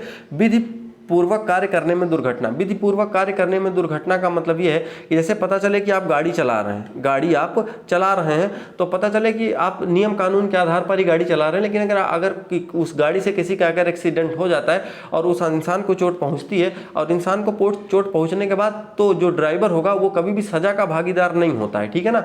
और वैसे भी आपने देखा होगा कि विधि पूर्वक कार्य करने में सजा का भागीदार इसलिए नहीं होता क्योंकि देखिए उसकी मंशा नहीं थी कि किसी को वो चोट पहुंचाए, लेकिन वो जो हो गया कि उसको ये चीज़ की जानकारी नहीं थी, और अगर वो गलती से हो गया है तो जो होता है वो क्षमा का भागीदार होता है, मतलब उसको क्षमा कर दिया जाता है। हाँ, बशर्ते जिस इंसान को चोट लगी हुई होती है उसको क्या होता है, क्योंकि बीमा इसीलिए लोग करवाते हैं, तो बीमा कंपनी उसको कुछ ना कुछ राहत पैक, मतलब जो भी होता है उसको कुछ पैसे जरूर प्रोवाइड करवाती है, ठीक है। तो ये होता है, ठीक। चलिए, उसके बाद 7 वर्ष से कम शिशु के द्वारा किया गया कार्य कभी भी अपराध नहीं होगा। धारा 107 के तहत उसे क्राइम करवाने वाले को, हाँ देखिए कहा गया 7 वर्ष से कम शिशु का जो कार्य होगा वो कार्य मतलब माना जाएगा कि उसने अपराध नहीं किया। लेकिन अगर मान लीजिए कोई ऐसा कार्य है कि जिसको अगर कोई दूसरा आदमी उस शिशु से कहता है कि बाबू ऐसा करो, वहाँ चले जाओ और एक ये मोबाइल रखा है उसका उठा लाओ तो मैं तुम्हें चॉकलेट दूंगा। अब उसको क्या मालूम कि उस मोबाइल को लाने के बाद अगर मुझे चॉकलेट मिल जाएगी तो वो उस मोबाइल का दूसरा आदमी जो है वो यूज कर सकता है किसी अन्य तरीके से। तो धारा 107 के तहत उसे क्राइम करवाने वाले को सजा मिलेगी। जो इंसान क्राइम करवा रहा है उसको सजा मिलेगी, फिर उस 7 वर्ष से कम बच्चे को नहीं मिलेगी, ठीक है। चलिए, 7 से 12 आयु के कम बच्चों को अपराध नहीं माना जाएगा, लेकिन ये साबित करना होगा कि उसने जानबूझकर का काम नहीं किया। इसका मतलब ये है कि जैसे पता चले कि कोई 10-11 साल का एक बच्चा है, उसको ये बात, वो क्या करता है, कहीं पर भी वो नेकलेस देखता है और उसे चुरा करके वहाँ से भाग जाता है, और भागने के बाद मार्केट में जाकर के वो बेच आता है, और बेचने के बाद वो कुछ भी सामान खरीद लेता है, अपने लिए कपड़े खरीद लेता है या मोबाइल खरीद लेता है। तो इसका मतलब ये था कि उस बच्चे को ये बात पता थी कि कहीं ना कहीं वो जो सामान चुरा रहा है उसकी कीमत है और उसके सारे प्रोसेस पता थे, यानी उसने जानबूझ करके अपराध किया। तो इस कंडीशन में अगर वो पकड़ा जाता है तो वो जो होगा वो अपराध का भागीदार होगा और उसको सजा मिलेगी। लेकिन अगर मान लीजिए कोई भी ऐसा अपराध जिसे उसको जानकारी नहीं हो वो कर बैठता है तो फिर उसको सजा नहीं मिलेगी, ठीक है ना। तो अब कोई भी, क्योंकि मंशा गलत नहीं होती तो फिर अपराध नहीं माना जाता।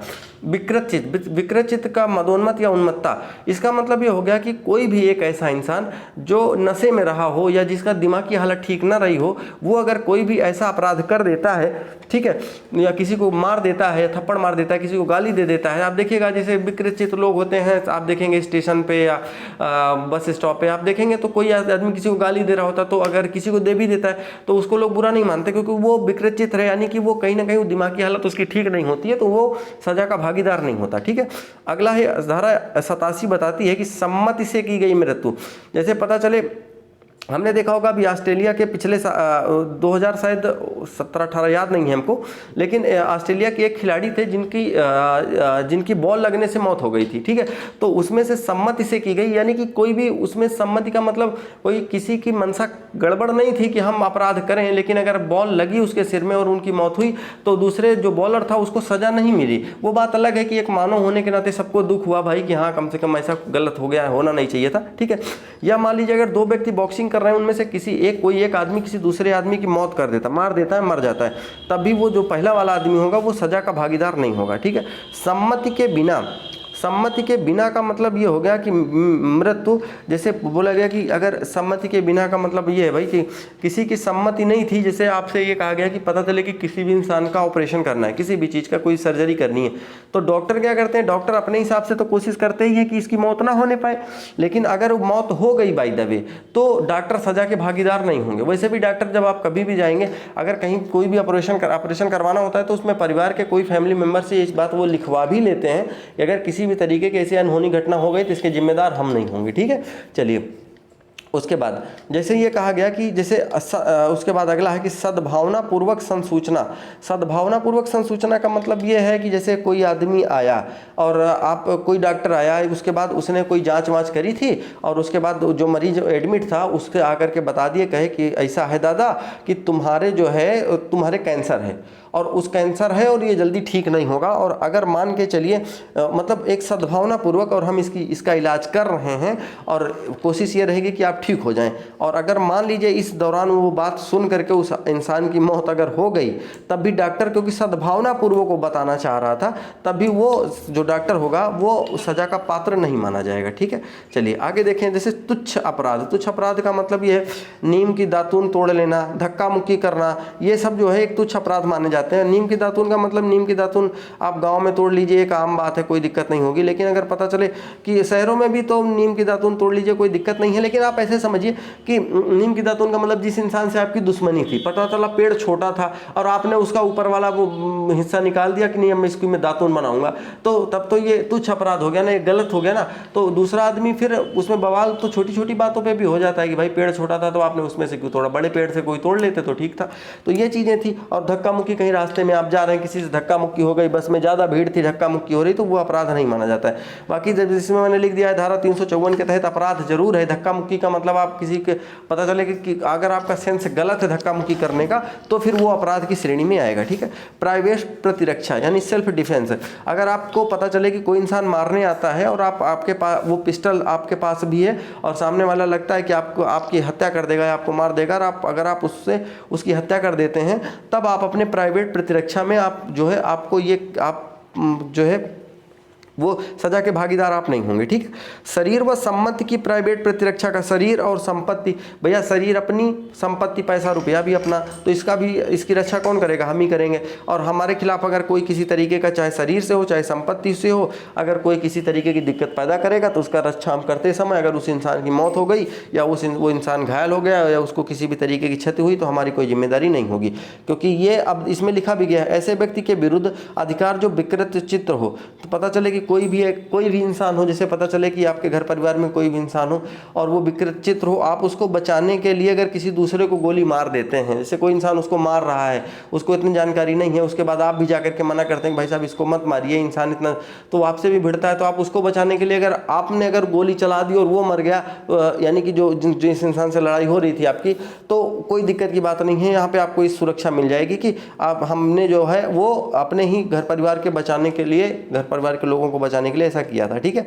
चलिए आगे देखेंगे, जैसे ये कहा गया कि प्राइवेट प्रतिरक्षा सीमा निर्धारित करेगी कि जैसे पता था, हाँ इसमें जैसे मान लीजिए कि आपने कह दिया, किसी ने ए ने बी से कहा कि ऐसा है कि मैं तुमको 24 घंटे के अंदर गोली मार दूंगा, और उसके बाद क्या होता है बी को पता चले कि 24 घंटे के अंदर गोली लग जाती है। अब गोली ए ने मारी या किसी और ने मारी पता नहीं, अब अगर ए ने गोली मारी हो या ना मारी हो, लेकिन जो ए है वो अपराधी माना जाएगा। वो अपराधी क्यों माना जाएगा, क्योंकि इसलिए माना जाएगा क्योंकि ए ने ऐसा कहा था। ए ने अगर ऐसा कहा था तो इसका मतलब यही हुआ कि अगर ए ने कहा था ए अपराधी है। हाँ वो बात अलग है, बाद में जांच होगी, अगर ए के ऐसा कोई सबूत नहीं मिला तो ए बरी हो जाएगा या छूट जाएगा, वो अलग बात है, ठीक।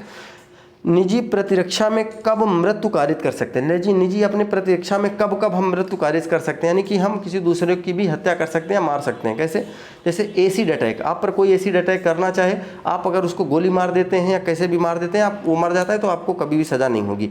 बलात्संग, यानी कि कोई भी बलात्कार करना चाहे और उस पर अगर आप गोली चला देते हैं, उसकी हत्या कर देते हैं, तब भी कोई केस नहीं होगा। अप्राकृतिक अपराध, व्यापहरण या अपहरण, ठीक है, आप भी देखिएगा व्यापहरण और अपहरण और अप्राकृतिक अपराध, ये मैं आपको धारा 377 उधर चल के आगे बताऊंगा ये क्या होते हैं। इन दोनों अपराधों में भी कभी भी अगर व्यक्ति किसी दूसरे को मार देता है तो वो अपराध का भागीदार नहीं, सजा का भागीदार नहीं होगा। संपत्ति बचाने में मृत्यु कारित, यानी कि संपत्ति बचाने का मतलब रात में आपके घर में कोई आ गया और ग्रह भेदन कर रहा है, यानी घर को वो घर में पता कोई दीवार तोड़ करके अंदर आना चाह रहा है और उस समय अगर आपने किसी को उसको पता चले मार दिया, लाठी से मार दिया या किसी से भी मार दिया, वो मर गया, तो आप जो है वो ग्रह भेदन में संपत्ति बचाने में मृत्युकारित आप कर सकते हैं, इसके सजा के पात्र नहीं होंगे। ठीक है। दुष्प्रेरण से संबंधित, यानी कि प्रेरण से संबंधित कब कब इंसान जो है वो सजा का भागीदार होगा, सजा का भागीदार कब कब माना जाएगा। दुष्प्रेरण का मतलब किसी को प्रेरणा देना। दुष्प्रेरण के प्रकार क्या होगा? उकसाना हो गया, सहायता करना, षड्यंत्र, उकसाना, सहायता करना और षड्यंत्र। तो देखिएगा उकसाने का मतलब यह है कि बार बार किसी इंसान को कहो कि ऐसा करो, तुम यार वो तुमसे बहुत जलते हैं, तुम उनको जाकर के किसी दिन 2-4 थप्पड़ रास्ते में लगा क्यों नहीं देते। तो इस तरीके से अगर आप उकसा रहे हैं तो आप उसके जिम्मेदार हैं और आप सजा के भागीदार होंगे। सहायता करना, सहायता करने का मतलब किसी भी पुजारी है, कोई पुजारी है, इधर मैंने लिख भी दिया है, कोई पुजारी है आपसे, आप मान लीजिए किसी भी इंसान की शादी हो गई है और उसको पुजारी ये कहता है कि ऐसा करो कि तुम किसी दूसरी लड़की से अगर आप शादी करना चाहते हो तो हम आपकी शादी करवा देंगे, इसमें कोई दिक्कत की बात नहीं है। हमारे धर्मों में हमारे ग्रंथों में ऐसा कुछ लिखा गया है, जो हो सकता है, जो सही हो या गलत हो वो अलग बात है, लेकिन आईपीसी के तहत अगर ये गलत है तो गलत है। बहुपत्नी विवाह अभी नहीं है तो ये चीज़ आप, क्योंकि पहले था अभी नहीं है, तो आप ये चीज़ें नहीं मानी जाएंगी तो नहीं मानी जाएंगी। ठीक है। तो वो पुजारी भी और वो व्यक्ति भी सजा का पात्र होगा। उसके बाद जैसे मान लीजिए षड्यंत्र रचने का मतलब ये है कि कोई ये कह दे किसी भी स्त्री को, ऐसा करो तुम जाकर के ये चिता जल रही है, तुम इसी पर बैठ करके राम राम कहो और तुम इसमें जलोगी नहीं, तो ये षड्यंत्र रचना, और वो उसको कुछ तो होगा ही, उसमें कोई कहने की बात है नहीं। या तो पता चले कि राम के नाम में इतनी शक्ति हो, या तो आप इतना विश्वास करते हो कि ऐसा कुछ हो जाए। ठीक है। तो अब ये षड्यंत्र होगा, इसके तहत जो भी इंसान ऐसे कुछ काम करेगा वो सभी सजा के भागीदार होंगे। ठीक है। चलिए आगे देखते हैं। दुष्प्रेरक का मतलब पता चले कि ए ने कहा कि बी से ऐसा करो, पीएम के आवास पर हमला करना है, पीएम के आवास पर हमला करना है, प्रधानमंत्री मोदी के आवास पे हमला करना है। तो अगर प्रधानमंत्री मोदी के आवास पे हमला करने के लिए ए ने बी से कहा, तो जो ए होगा वो आपराधिक माना जाएगा, ए अपराधी माना जाएगा। ये चीज़ ध्यान रखेंगे। वो चाहे इस तरीके का कोई षड्यंत्र बनाना या गहना या गठना, ये सब सारी चीज़ें अपराध में आती हैं। ठीक है। दुष्प्रेरण की वजह से हत्या, अगर देखिएगा दुष्प्रेरण की वजह से किसी भी व्यक्ति की हत्या होती है तो उसकी जो सज़ा होगी वो 7 वर्ष प्लस जुर्माना या दोनों हो सकती है। ठीक है। चलिए आगे देखेंगे। अध्याय 5 ये कहता है आपराधिक षड्यंत्र। आपराधिक षड्यंत्र का मतलब यह है कि किसी को भी मारने के लिए इंसान षड्यंत्र तो बनाता ही है। जैसे पता चले राजीव गांधी हत्याकांड हुआ था। अब राजीव गांधी हत्याकांड में जो हुआ था, मुर्गम नामक एक व्यक्ति था जिसने बैटरी बनाई थी, ऐसा बताया जाता है। क्या सच था क्या झूठ था वो बात की बात है, कहानी काफ़ी लंबी है तो वहाँ पे हम अभी नहीं चलेंगे। आपराधिक षड्यंत्र की परिभाषा में बताया कि राजीव गांधी हत्याकांड जो था, मुर्गम नामक व्यक्ति ने बैटरी मेकर यानी बैटरी उसी ने बनाई थी, तो जिससे विस्फोट हुआ था। अब देखिए इसमें आपराधिक षड्यंत्र इसने बनाया, तो इसका जो षड्यंत्र बनाने वाले का जो दंड होगा वो मृत्यु दंड होगा या आजीवन कारावास होगा। ठीक है। आगे देखिएगा। राज्य के विरुद्ध क्या क्या अपराध होंगे, राज्य के विरुद्ध क्या क्या अपराध माने जाएंगे। तो राज्य के जो विरुद्ध होंगे, भारत सरकार के विरुद्ध युद्ध या युद्ध का प्रयत्न करना। अब पता चले भारत सरकार के विरुद्ध कोई भी इंसान युद्ध या युद्ध का प्रयत्न करे, पता चले कि कोई भी इंसान है अगर भारत सरकार के खिलाफ या किसी भी राज्य सरकार के खिलाफ आप युद्ध करने का अगर प्रयत्न करते हैं, इसकी योजना बनाते हैं, तो वो राज्य के विरुद्ध अपराध माना जाएगा और बहुत ही ज़्यादा खतरनाक होता है ये। कन्हैया कुमार एंड अजमल कसाब बनाम स्टेट ऑफ महाराष्ट्र, इसमें जो कन्हैया कुमार के खिलाफ देखिएगा, कभी कभी लोग कहते हैं भी कि बीच में कन्हैया कुमार का नाम उठा था, तो इन्होंने ये इनके कुछ ऐसे भाषण थे जिनसे ये था कि ये देशद्रोही हैं या इस तरीके से हैं। अब क्या सच था क्या गलत था वो राजनीतिक पार्टियां जाने क्या। ठीक है। तो यहाँ पर एक बात ये कही गई कि इसमें जो है कि जब अगर किसी भी इंसान कोई ऐसा करता हुआ पकड़ा गया तो वो ये माना जाएगा कि भारत सरकार के खिलाफ वो युद्ध छेड़ना चाह रहा था या ऐसा कुछ प्रयत्न कर रहा था, तो वो राज्य के खिलाफ या देश के खिलाफ अगर ऐसा करता है तो उसको मृत्युदंड भी दिया जा सकता है। उसे देखिए दिया जा हमेशा ये लिखा होता है मृत्युदंड। अब आप कह सकते हैं सर कन्हैया कुमार को क्यों नहीं दिया गया? कन्हैया कुमार को इसलिए नहीं दिया गया क्योंकि उनको देखिएगा, जैसे हमारे यहाँ के नेता होते हैं, कोई नेता किसी को कुछ भी बोल देता है कि ये देशद्रोही हैं या ये तो यहाँ के नहीं हैं या ऐसा वैसा कुछ भी, लोग जातिगत या धार्मिक टिप्पणियाँ करते रहते हैं, कुछ भी बोलते रहते हैं, तो क्षेत्रीय टिप्पणियाँ करते रहते हैं, तो वो अलग बात होती है। उस सबको अपनी बातें कहने व्यक्त करने का अधिकार है, तो ऐसा जरूरी नहीं था कि किसी को भी सजा उसमें मिलती। ठीक है, चलिए 121 के अपराध का प्रयत्न करना, आजीवन कारावास।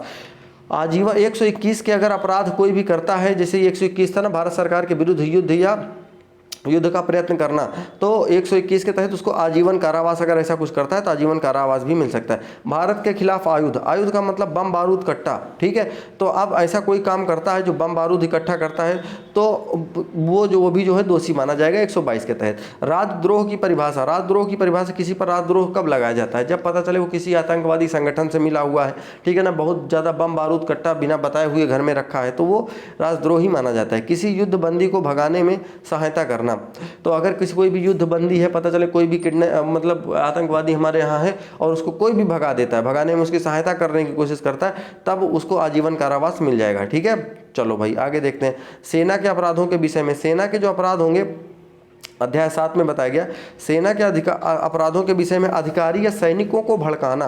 अधिकारी या सैनिकों को भड़काने का मतलब यह किसी भी अधिकारी या सैनिक को जाकर के कोई भी इंसान भड़का दे कि ऐसा नहीं, ऐसा कर दो, जो इंसान उस जेल में बंद है उसकी थोड़ी सहायता करो, ऐसा करो, ये करो, तो अगर वो करता है तो अपराधों में वो, तो फिर जो है वो आप अगर या कोई भी व्यक्ति जो सैनिकों या अधिकारियों को भड़काएगा वो दोषी माना जाएगा। सेना की वर्दी पहनने पर अपराध होगा या नहीं होगा, ये एक इम्पॉर्टेंट बात है। केस स्टडी में भी आता है कि कोई भी इंसान सेना की वर्दी पहन करके रास्ते में जाता है और लोगों से पैसे वसूल करता है, या पुलिस की वर्दी पहन करके जाता है पैसे वसूल करता है, क्या ये अपराध है या नहीं? तो देखिए अपराध तो है ही है, देखिए, लेकिन अब वर्दी पहनना अपराध नहीं है, क्योंकि आपको पता होगा कि पता चले घर में अगर कोई भी अगर किसी भी डिपार्टमेंट में उसकी वर्दी पहन करके लोग फोटो खिंचवाते हैं तो वो अपराध नहीं है। क्यों? क्योंकि वो तो, और दूसरी चीज़ जो एक्टिंग करते हैं यानी कि जो अभिनय करते हैं, अभिनय वालों का भी जैसे फिल्मों में देखते हैं तो वो अपराध नहीं माना जाता है। और अगर, लेकिन हाँ, अगर जैसे मान लीजिए हम वर्दी पहन लिए, ठीक है, सेना की वर्दी हमने पहन ली, आपने पहन ली, और आप बाहर जाकर के लोगों को ये विश्वास दिलाते हो कि मैं सेना में हूँ और आप हो नहीं, तब ये अपराध माना जाएगा, क्योंकि उसका एक अलग दबदबा बनता है। और दबदबा के साथ साथ आपका मतलब लोग, आप पता चले कि अब सेना के लोग इतनी ज़्यादा इज्जत करते हैं, तो हम पता चले कि आप सेना में होने के बावजूद आप इस तरीके का कोई ऐसा गलत काम करें जो ठीक ना हो, तो इसलिए क्या होता है कि ये माना जाता है कि ये विश्वास दिलाने की कोशिश ना करें कि वह व्यक्ति सेना में है या पुलिस में है। ठीक है, किसी की भी वर्दी पहन करके फोटो खिंचवाना गलत नहीं होता है, लेकिन ये उस पर आप वर्दी पहनने के बाद या वर्दी में आने के बाद आप उस पर रुतबा दबदबा अपना बनाने की ज़बरदस्ती कोशिश ना करें, किसी दूसरे को दबाव ना महसूस करवाएं कि नहीं हम ज़्यादा पावरफुल हैं। ठीक है, चलिए, लोक शांति के विरुद्ध अपराध यानी विधि विरुद्ध जमाव। अब विधि विरुद्ध जमाव का मतलब यह है कि किसी भी मकान खाली करवाना, विधि विरुद्ध 5 या 5 से व्यक्ति जाकर के कहीं पर किसी का मकान खाली करवा दें। ठीक है, तो पता चले किसी भी मोहल्ले में जाओ, कुछ लोग चले जाओ 5 या 5 से अधिक, और किसी का भी मकान जबरन खाली करवाओ, चलो तुम लोग निकलो यहाँ से, उसी का घर उसी से निकलवा रहे हो, तो विधि विरुद्ध हो गया, यानी कि विधि विरुद्ध जमाव। अगला है विधि विरुद्ध जमाव का सदस्य होना भी एक अपराध माना जाएगा। ठीक है, अपराध होगा अगर आप उस विधि विरुद्ध जमाव के, अगर मान लीजिए 10 लोग गए उनमें से आप भी हैं, तो कहे कि चलो ठीक है हम तो केवल देखेंगे, हम कुछ बोलेंगे नहीं, तब भी आप माने जाएंगे, क्योंकि वहाँ पर 10 लोगों के जाने पर अगर आप ना जाते तो शायद न होते, या कम लोग होते तो प्रभाव उसका कम होता, दबदबा रुतबा कम होता है। ठीक है, विधि विरुद्ध जमाव के लिए सजा का प्रावधान किया गया, और सजा इसमें मतलब जो भी हो, सजा तो हमने लिखी नहीं है, चल लिखने का इसमें पूछा नहीं जाता ये चीज़ें ज़्यादा, तो इसलिए मैंने लिखी नहीं। विधि विरुद्ध जमाव में आयुध का मतलब बम बारूद कट्टा पिस्टल आप लेके जा रहे हैं, तब भी कहीं ना कहीं दोषी माने जाएंगे। ठीक है, चलिए, उसके बाद बलवा का मतलब ये होता है कि बल का प्रयोग करना। देखिए, बलवा का मतलब बल का प्रयोग करके विधि विरुद्ध कार्य करना, विधि विरुद्ध कार्य करना है। पता चले कि बलवा यानी कि हम, पता चले कि 3, 4, 5 गाड़ी लेकर के कहीं पहुंच गए, ठीक है, किसी भी मार्केट में पहुंच गए, दुकानदारों से हमने कहा ऐसा करो भाई पैसे वैसे अब निकालो तुम लोगों ने जो कमा रखे हैं। ठीक है, तो ये बल का प्रयोग करके, कट्टा पिस्टल बारूद सब बम रखे हैं एकदम, नहीं दिए तो उड़ा देंगे, तो ये चीज़ बलवा होती है। और विधि विरुद्ध यानी कि जो नियम, विधि यानी कि जो नियम कानून है उसके विरुद्ध मैं काम कर रहा हूँ, ऐसा कोई नियम कानून नहीं है कि पता चले कहीं पर भी जाकर के किसी से पैसा वसूल है। ठीक है ना, तो ये 5 से ज़्यादा व्यक्तियों का अगर व्यक्ति अगर इसमें होते हैं तो इसको बलवा कहा जाता है। और इसके लिए जो दंड होगा अगर ऐसा कोई पकड़ा जाता है तो 2 वर्ष और जेल, 2 वर्ष और सॉरी जे का मतलब जुर्माना, ठीक है, जुर्माना भी लगेगा। आयुध लेकर बलवा, आयुध लेकर के बलवा का मतलब मैंने बताया ना कि आयुध का मतलब वही बम बारूद कट्टा पिस्टल अगर आपके पास है, अगर इसको लेकर के आप बलवा करते हैं तो बलवा में प्राइवेट तो आपको जो है 3 वर्ष और प्लस जुर्माना होगा। बलवा प्राइवेट प्लेस पर नहीं होता है, प्राइवेट प्लेस पर हमला व दंगा होता है। देखिएगा प्राइवेट प्लेस क्या होता है, प्राइवेट प्लेस का मतलब जब किसी भी इंसान की दुकान होगी वो प्राइवेट होगी, ठीक है ना। अगर पता चले जैसे बस स्टॉप हो गया, रेलवे स्टेशन हो गया, ये सभी क्या होंगे, ये सरकारी स्थान होंगे, ठीक है, सार्वजनिक होंगे, ठीक है। अब प्राइवेट, लेकिन जब कभी भी जो बलवा होगा, बलवा वो हमेशा कहाँ होगा, प्राइवेट स्थान पर नहीं होगा। इन्होंने कहा प्राइवेट स्थान पर नहीं होगा। और इसके साथ साथ जो हमला और दंगा होगा, हमला और दंगा होगा वो हमेशा प्राइवेट स्थान पर होता है, प्राइवेट प्लेस पर। देखिएगा ये प्राइवेट प्लेस लिखा इसमें जरूर है, लेकिन आपको मैं बता दूं जैसे पता चले दंगा हो गया कहीं पर भी तो वो कहीं पर भी हो सकता है। जैसे दंगा हो गया बस स्टॉप पर हो गया, रेलवे स्टेशन पे हो गया, तो ये प्राइवेट स्थान नहीं होते, सार्वजनिक होते हैं, तो वहां पर भी हो सकता है। इसमें लिखा जरूर है लेकिन आप ऐसी बात समझिए। और इसी तरीके से जैसे मैंने आपको कहा ना कि जैसे आयुध लेकर के बलवा करना, तो कहीं पर भी इंसान, दोनों में कहीं पर भी वो जा सकता है, बाकी उसमें लिखा था तो मैंने लिख दिया, ठीक है ना।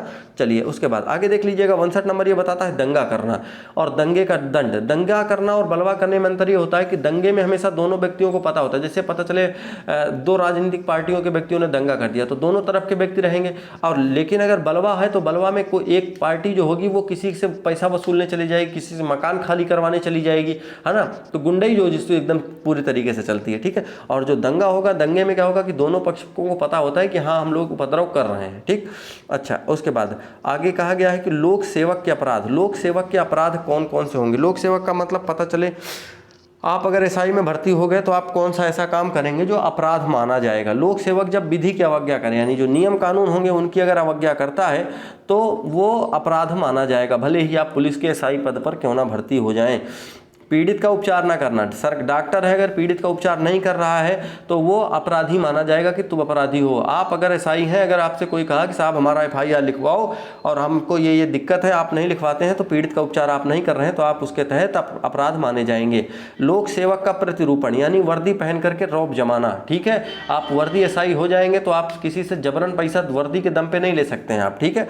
चलिए लोक सेवक वर्दी पहनना या टोकन धारण करना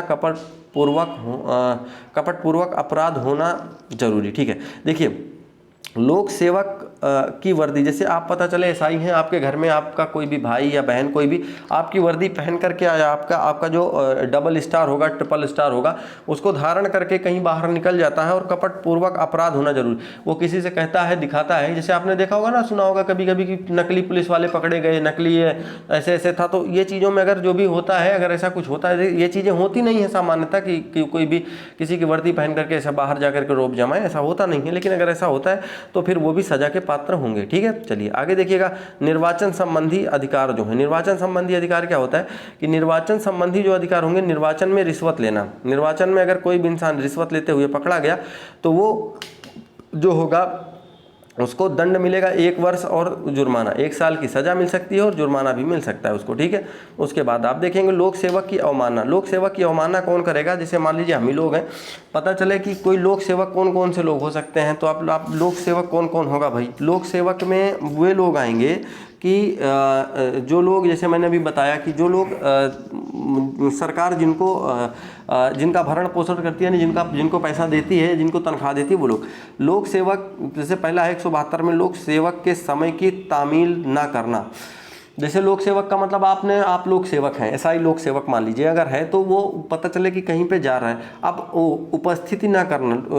जैसे किसी को जज साहब ने कह दिया कि ऐसा है कि तुम्हें 9 बजे मंगलवार के दिन फला फला तारीख पर, इस तारीख को समन जारी कर दिया गया है, इस तारीख पर आपको उपस्थित होना है और आपको जानकारी मिल गई है। लेकिन अगर आप वहां उपस्थित नहीं होते हैं जाकर के कोर्ट में, तो इसका मतलब यह है कि आपने उसकी अवमानना की है, आप उपस्थित नहीं हुए हैं, अवमानना की है, ठीक है। लोक सेवक का आदेश न मानकर गैर हाजिर रहना। लोक सेवक का आपने आदेश नहीं माना है, गैर हाजिर है, तो धारा 174 के तहत अपराध किया है आपने, ठीक है, अवमानना किया है। विधि द्वारा आबद्ध किसी व्यक्ति को गलत जानकारी देना, गलत जानकारी देना, विधि द्वारा आबद्ध किसी व्यक्ति को पता चले कि विधि द्वारा आबद्ध, जैसे मान लीजिए हम भाई अभी दरोगा हो जाए, दरोगा के बाद अगर पता चले कि हम आपसे कहा जाए कि भाई टीम हो गई हमारी आपकी कि भाई चलो ऐसा करते हैं कि एक आदमी की मौत हो गई है और उस पता चले उसकी लाश खेत में पड़ी हुई है। अब हम लोग गए जाँच करने के लिए, कुछ लोग वहाँ पे थे, वो जानवर वहीं पर चरा रहे थे। हम लोगों ने उनसे पूछा कि ये बताओ भाई कि ये जो आदमी मरा इसकी मौत कैसे हुई है, तो उन लोगों को पता है, उन लोगों को पता, जैसे मान लीजिए कि रियलिटी ये हो, क्योंकि पोस्टमार्टम में ये बात पता चल जाती है कि उसका मौत कैसे हुई है उसकी, तो मान लीजिए ये है कि कंफर्म हो जाए कि ये इस इंसान की जो मौत हुई है वो सांप के काटने से हुई है, ठीक है। लेकिन जब हम लोगों ने वहाँ पर जाकर के उनसे पूछा कि बताइए इस इंसान की मौत कैसे हुई है, तो वो बताता है कि साहब ये इनके खेत के ऊपर से ये देखिएगा आप 11,000 की लाइन गई हुई है, ये लाइट गई हुई है और इसी के टच होने से इनकी मौत हुई है। तो वो झूठ बोल रहा है, वो आदमी क्या कर रहा है, झूठ बोल रहा है, यानी कि विधि द्वारा आबद्ध किसी व्यक्ति को गलत जानकारी देना, वो गलत जानकारी दे रहा है। अच्छा, वो गलत जानकारी देने के पीछे का कारण हो सकता है, क्या कारण हो सकता है कि जैसे उसे पता है कि अगर उस इंसान की लाइट से अगर मौत हुई है तो हो सकता है कि उसको जो है विद्युत विभाग या सरकार उसको कुछ ना कुछ मुआवजा दे दे, पैसा दे दे। लेकिन अगर सांप के काटने से मौत हुई तो ऐसा जरूरी नहीं, क्योंकि वो सरकारी विभाग से मौत हुई, सांप का कोई तो विभाग होगा नहीं उतना, ठीक है। तो इसलिए लोग झूठ भी बोलते हैं। तो अगर कोई झूठ बोलता है तो वो इंसान भी सजा का पात्र होगा। लोक सेवक को मिथ्या जानकारी पहुंचाना, लोक सेवक को मिथ्या जानकारी पहुंचाने का मतलब यह है, जैसे मान लीजिए कि किसी भी इंसान का किसी दूसरे आदमी से लड़ाई उड़ाई हो गई, तो उसने कहा कि ताकि क्षति पहुंच सके, तो उसने कहा आपके पास फ़ोन करके कहा कि दरोगा जी ऐसा करिए कि हमारे यहाँ जो है हमारे घर के पड़ोस में एक आदमी है और इनके यहाँ ये कट्टों का व्यापार होता है, ठीक है, कट्टों का व्यापार। तो आपने कहा कि ठीक है भाई, अच्छा ठीक है मैं चेकिंग करता हूँ। आप गए वहाँ, उनका घर में खंगाले पूरा, वो नहीं मिला कहीं कुछ, तो उसने गलत जानकारी दी। तो इसका मतलब ये है कि वह जो व्यक्ति था उसने गलत काम किया और गलत जानकारी दी, तो वो सजा का पात्र होगा, ठीक है।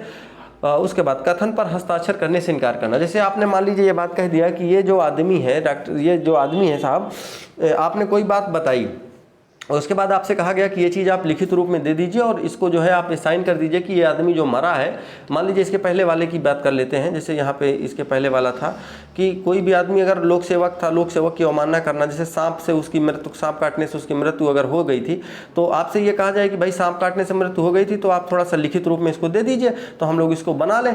तो अब ये क्या होता है कि वो कहता है कि नहीं, ऐसा है साहब कि हम ये लिख करके नहीं देंगे, यानी कि हस्ताक्षर इसमें हम नहीं कर सकते, हस्ताक्षर करने से मना कर देना। लोक सेवक के कार्य में बाधा डालना, लोक सेवक के कार्य में बाधा डालने का मतलब यह है कि आपके गांव में पता चले पुलिस आ रही है डेली किसी काम से, कोई जांच के लिए आ रही है, तो आप क्या कर रहे हो, पता रास्ते में नाली बना दे रहे हो या कहीं पर कोई भी पता चले कि सड़क खोद दे रहे हो, ये सब क्या है, बाधा डालना, और बाधा डालने के तहत भी आप जिम्मेदार होंगे। उसके बाद लोक सेवक को क्षति करने की धमकी देना, यानी भी किसी भी लोक सेवक को आप ये धमकी दे देंगे कि ठीक है आना, तुमको देख लूंगा मैं, तो ये आप धमकी धारा 189 लगेगी, ध्यान रखना। मिथ्या साक्ष्य यानी गलत साक्ष्य देना, यानी कि सबूत जिसको कहते हैं, तो गलत मिथ्या साक्ष्य देना यानी गलत सबूत देना। मिथ्या साक्ष्य गढ़ना, यानी कि मिथ्या साक्ष्य गढ़ने का मतलब जैसे वो गढ़ा था अभी कि साहब इसकी जो मौत हुई थी वो सांप के काटने से नहीं हुई, बिजली से हुई, ठीक है, तो ये इसमें आ जाएगा। और उसके अलावा मिथ्या साक्ष्य देना यानी कि बताना कि देखिए साहब ऐसा पेड़ गिरा था, बाद पता चला पेड़ बाद में गिरा दिए, तार वहाँ से एक से झूठा लटका दिए थे कि सर इसकी मृत्यु ऐसे हो गई, ठीक है। उसके बाद मिथ्या प्रमाण पत्र जारी करना, प्रमाण पत्र का मतलब ये हो गया कि किसी भी इंसान का जो प्रमाण पत्र है वो जारी कर देना, ऐसे बता देना कि भाई जो है कि ये इंसान हाई स्कूल इंटर पास है, गलत आप देखिएगा नौकरियों में जाएंगे वहाँ पर जांच होती है कि क्या इंसान सही पास है गलत पास है। अपराध के साक्ष्य को गायब कर देना, जैसे कोई भी इंसान अपराध कर रहा है, उसने किसी कट्टा पिस्टल से इंसान को मारा है, उसके बाद उसके साक्ष्य आप गायब कर देते हैं या उसमें गायब करने में आपका हाथ रहता है, तो ये। उसके बाद मिथ्या आरोप लगाना, ये खासकर ये जो काम होता है महिलाओं का होता है, मिथ्या आरोप, गलत आरोप लगा देना कि नहीं साहब इन्होंने ऐसे से ऐसे ऐसे ऐसे, मतलब महिलाओं का मतलब मेरा ये नहीं है, लेकिन ऐसा देखा गया है क्योंकि जो ये चीज़ें आती हैं जैसे गांव समाज में इसे देखा गया है, तो मेरा कहने का उद्देश्य आप लोग गलत मत समझिएगा, ठीक है। जो भी महिलाएं इसको वीडियो को देख रही हैं, तो कहने का मतलब ये होता है कि वो थोड़ा सा बता भी लेती हैं और उन पर विश्वास भी किया जाता है ज़्यादा तरीके से, अच्छे से कि हाँ ठीक है महिला कह रही तो मानना पड़ता है। तो वो मिथ्या आरोप लगाना या गलत आरोप लगा करके उसमें लिखवाना कि इस धारा के तहत इन्होंने ऐसा काम किया मेरे साथ, ठीक है। अपराधी को संश्रय देना, कोई भी अपराधी है और उसको संश्रय देने का मतलब ये है कि जैसे उसको आप रख लिए अपने घर पर या उसको खाना दे रहे हैं, पानी दे रहे हैं, तो संश्रय देना गलत है। अन्यायिक व्यक्ति का अवमानना, यानी कि कि जज ने अगर कोई भी निर्णय सुना दिया है तो आप उसकी अवमानना कर रहे हैं। जज साहब को अगर आप किसी भी तरीके के अपशब्द बोल रहे हैं, न्याय व्यवस्था को, तो वो गलत है। आपको वो न्याय व्यवस्था मंजूर नहीं है तो आप डिस्ट्रिक्ट कोर्ट से हाई कोर्ट जा सकते हैं, हाई कोर्ट से सुप्रीम कोर्ट जा सकते हैं, लेकिन आप उसकी अवमानना नहीं कर सकते हैं। ठीक है। उसके बाद सिक्कों से संबंधित कुछ अपराध दिए गए हैं। क्या अपराध हैं? ये धारा 230 कहती है कि सिक्कों की जो परिभाषा है, और फर्रुखाबादी सिक्का, कंपनी रुपया, पदक, कौड़ी, तो देखिएगा इनमें ये 3 शब्द दरअसल पूछे गए थे। इनका मतलब अब मैं भी गूगल किया था, समझ नहीं आया था कि फर्रुखाबादी सिक्का क्या होता है, कंपनी रुपया और सिक्के की परिभाषा। तो इसमें यह पूछा गया था कि निम्नलिखित में से कौन सा सिक्के नहीं होते हैं, तो ये जो पदक और कौड़ी होते हैं ये सिक्के नहीं होते हैं, ये क्वेश्चन आया था। तो इस आपको इसलिए मैंने इसको लिख लिया था। ठीक है। बाकी ये फर्रुखाबादी, कंपनी रुपया क्या होता है इसके बारे में कोशिश की थी हमने जानने की, बहुत ज़्यादा कुछ मिला नहीं, तो इसलिए मैंने ज़्यादा जानना भी नहीं उचित समझा। ठीक है। सिक्के का कूटकरण, सिक्के का कूटकरण का मतलब आपने देखा होगा कि पता चले 10 रुपये का सिक्का आप खुद से बना रहे हो, है ना, तो ये गलत बात है। 5 रुपये का सिक्का आप खुद से बना रहे हो। कूटकृत सिक्कों का आयात करना, यानी कि कहीं बाहर से मंगाना, कहीं से यहाँ नहीं बना पा रहे हो, कह दो भैया वहाँ से बनवा के ले आओ, सिक्के बनवा के लाओ, नोट बनवा के लाओ।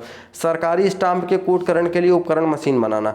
सरकारी स्टाम्प के कूटकरण का मतलब ये हो गया, आप कह सकते हो जैसे सरकारी स्टाम्प जो विक्रेता होते हैं, स्टाम्प जो बिकते हैं, क्योंकि उसमें सरकार को कर जाता है, उससे ना टैक्स जाता है, तो आप पता चले कि आप खुद का चोरी छुपे बना रहे हो, सरकार को ये पता नहीं है, तब भी ये गलत है। ठीक है। चलिए, उसके बाट और माप तौल, तो तोलने या मापने के लिए खोटे बाट का प्रयोग करना। खोटे बाट का प्रयोग करने का मतलब ये है कि वो बाट जैसे पता चले 1 किलो देखने में तो 1 किलो है, और वो उसमें माप तौल आ रही 900 ग्राम की, तो ये गलत बात है। और उसके बाद 264 का जुर्माना। 264 का मतलब 264 में क्या बताया गया, खोटे माप तौल का अगर आप प्रयोग कर रहे हैं तो 264 में इसमें जुर्माना आपको भरना पड़ेगा। खोटे बांट प्राप्त करना, जैसे पता चले कि आपके यहाँ कोई आया अधिकारी चेक करने के लिए, आप बांट दिखाइए कितने किलो का यूज करते हैं क्या, अगर उसमें खोटे बांट आपको मिले, प्राप्त किए, तो फिर आप दिक्कत में आएंगे। खोटे बाट बेचना, अगर आप खोटे बाटों को बेच रहे हैं तब भी दिक्कत है। ठीक है।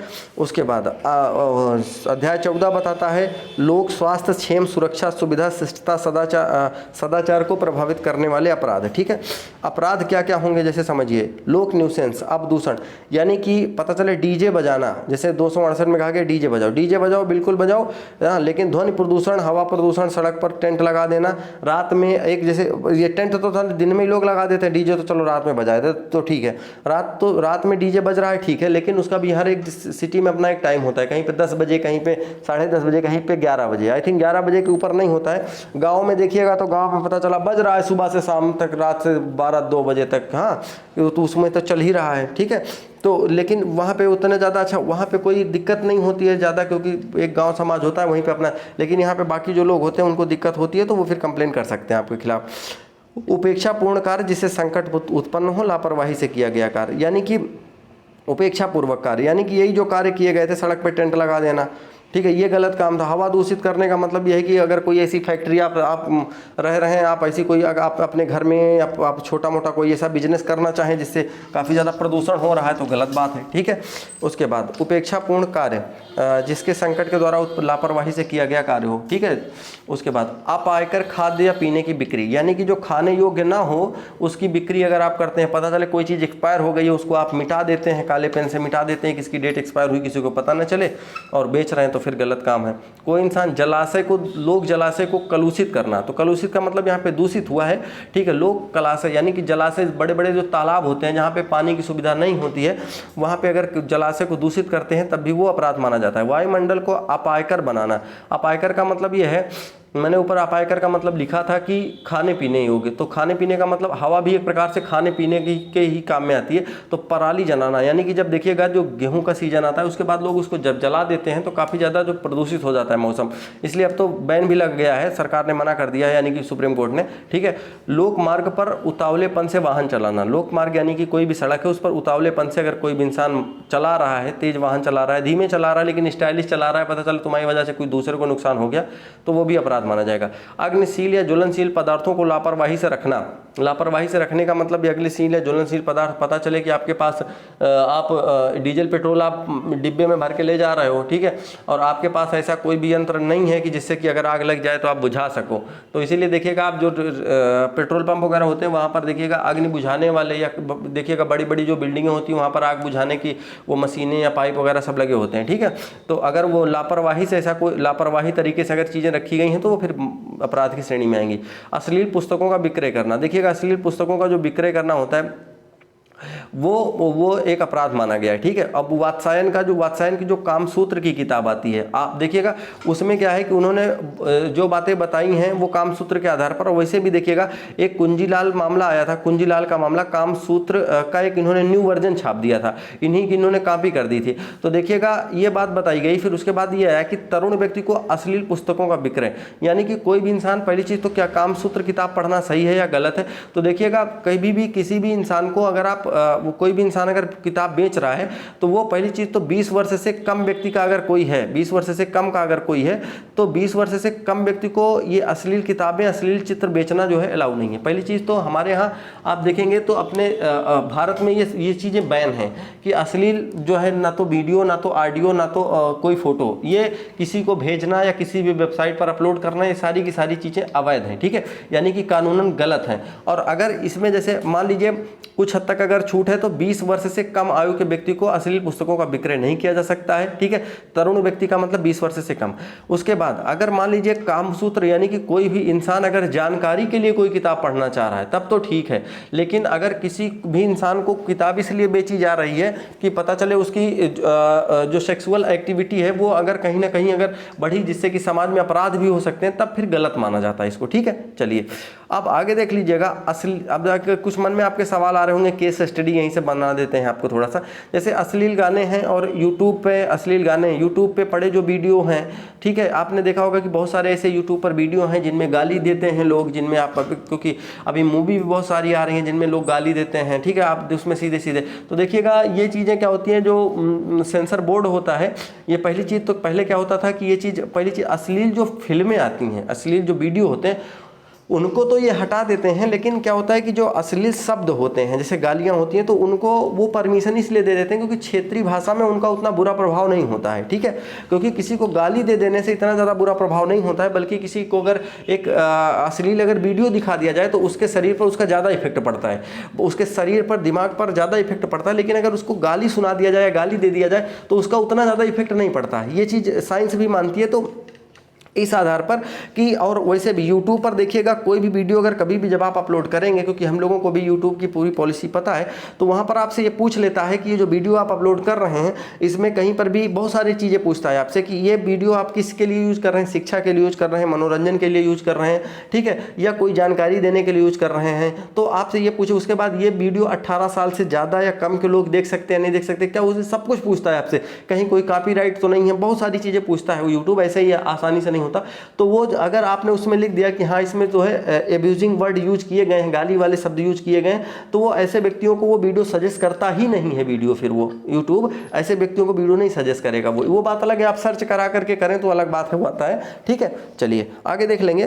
तो तब ये अपराध नहीं माना जाएगा, इतना ध्यान रखेंगे आप। लॉटरी का कार्य, मतलब जैसे सरकार ने पता चले कि कोई भी ऐसा कार्य जो लॉटरी कार्य है, और आप पता चले लॉटरी का मतलब आप जहाँ पे भी हैं आप ऐसा करें कि कोई एक लॉटरी का कार्य खोल लेंगे, भैया ऐसा ऐसा है, ये लॉटरी है, अगर लगेगी तो इतने रुपए मिलेंगे, तो सरकार से परमिशन लेनी होती है इन सब चीज़ों के लिए, आप ध्यान रखेंगे, ठीक है।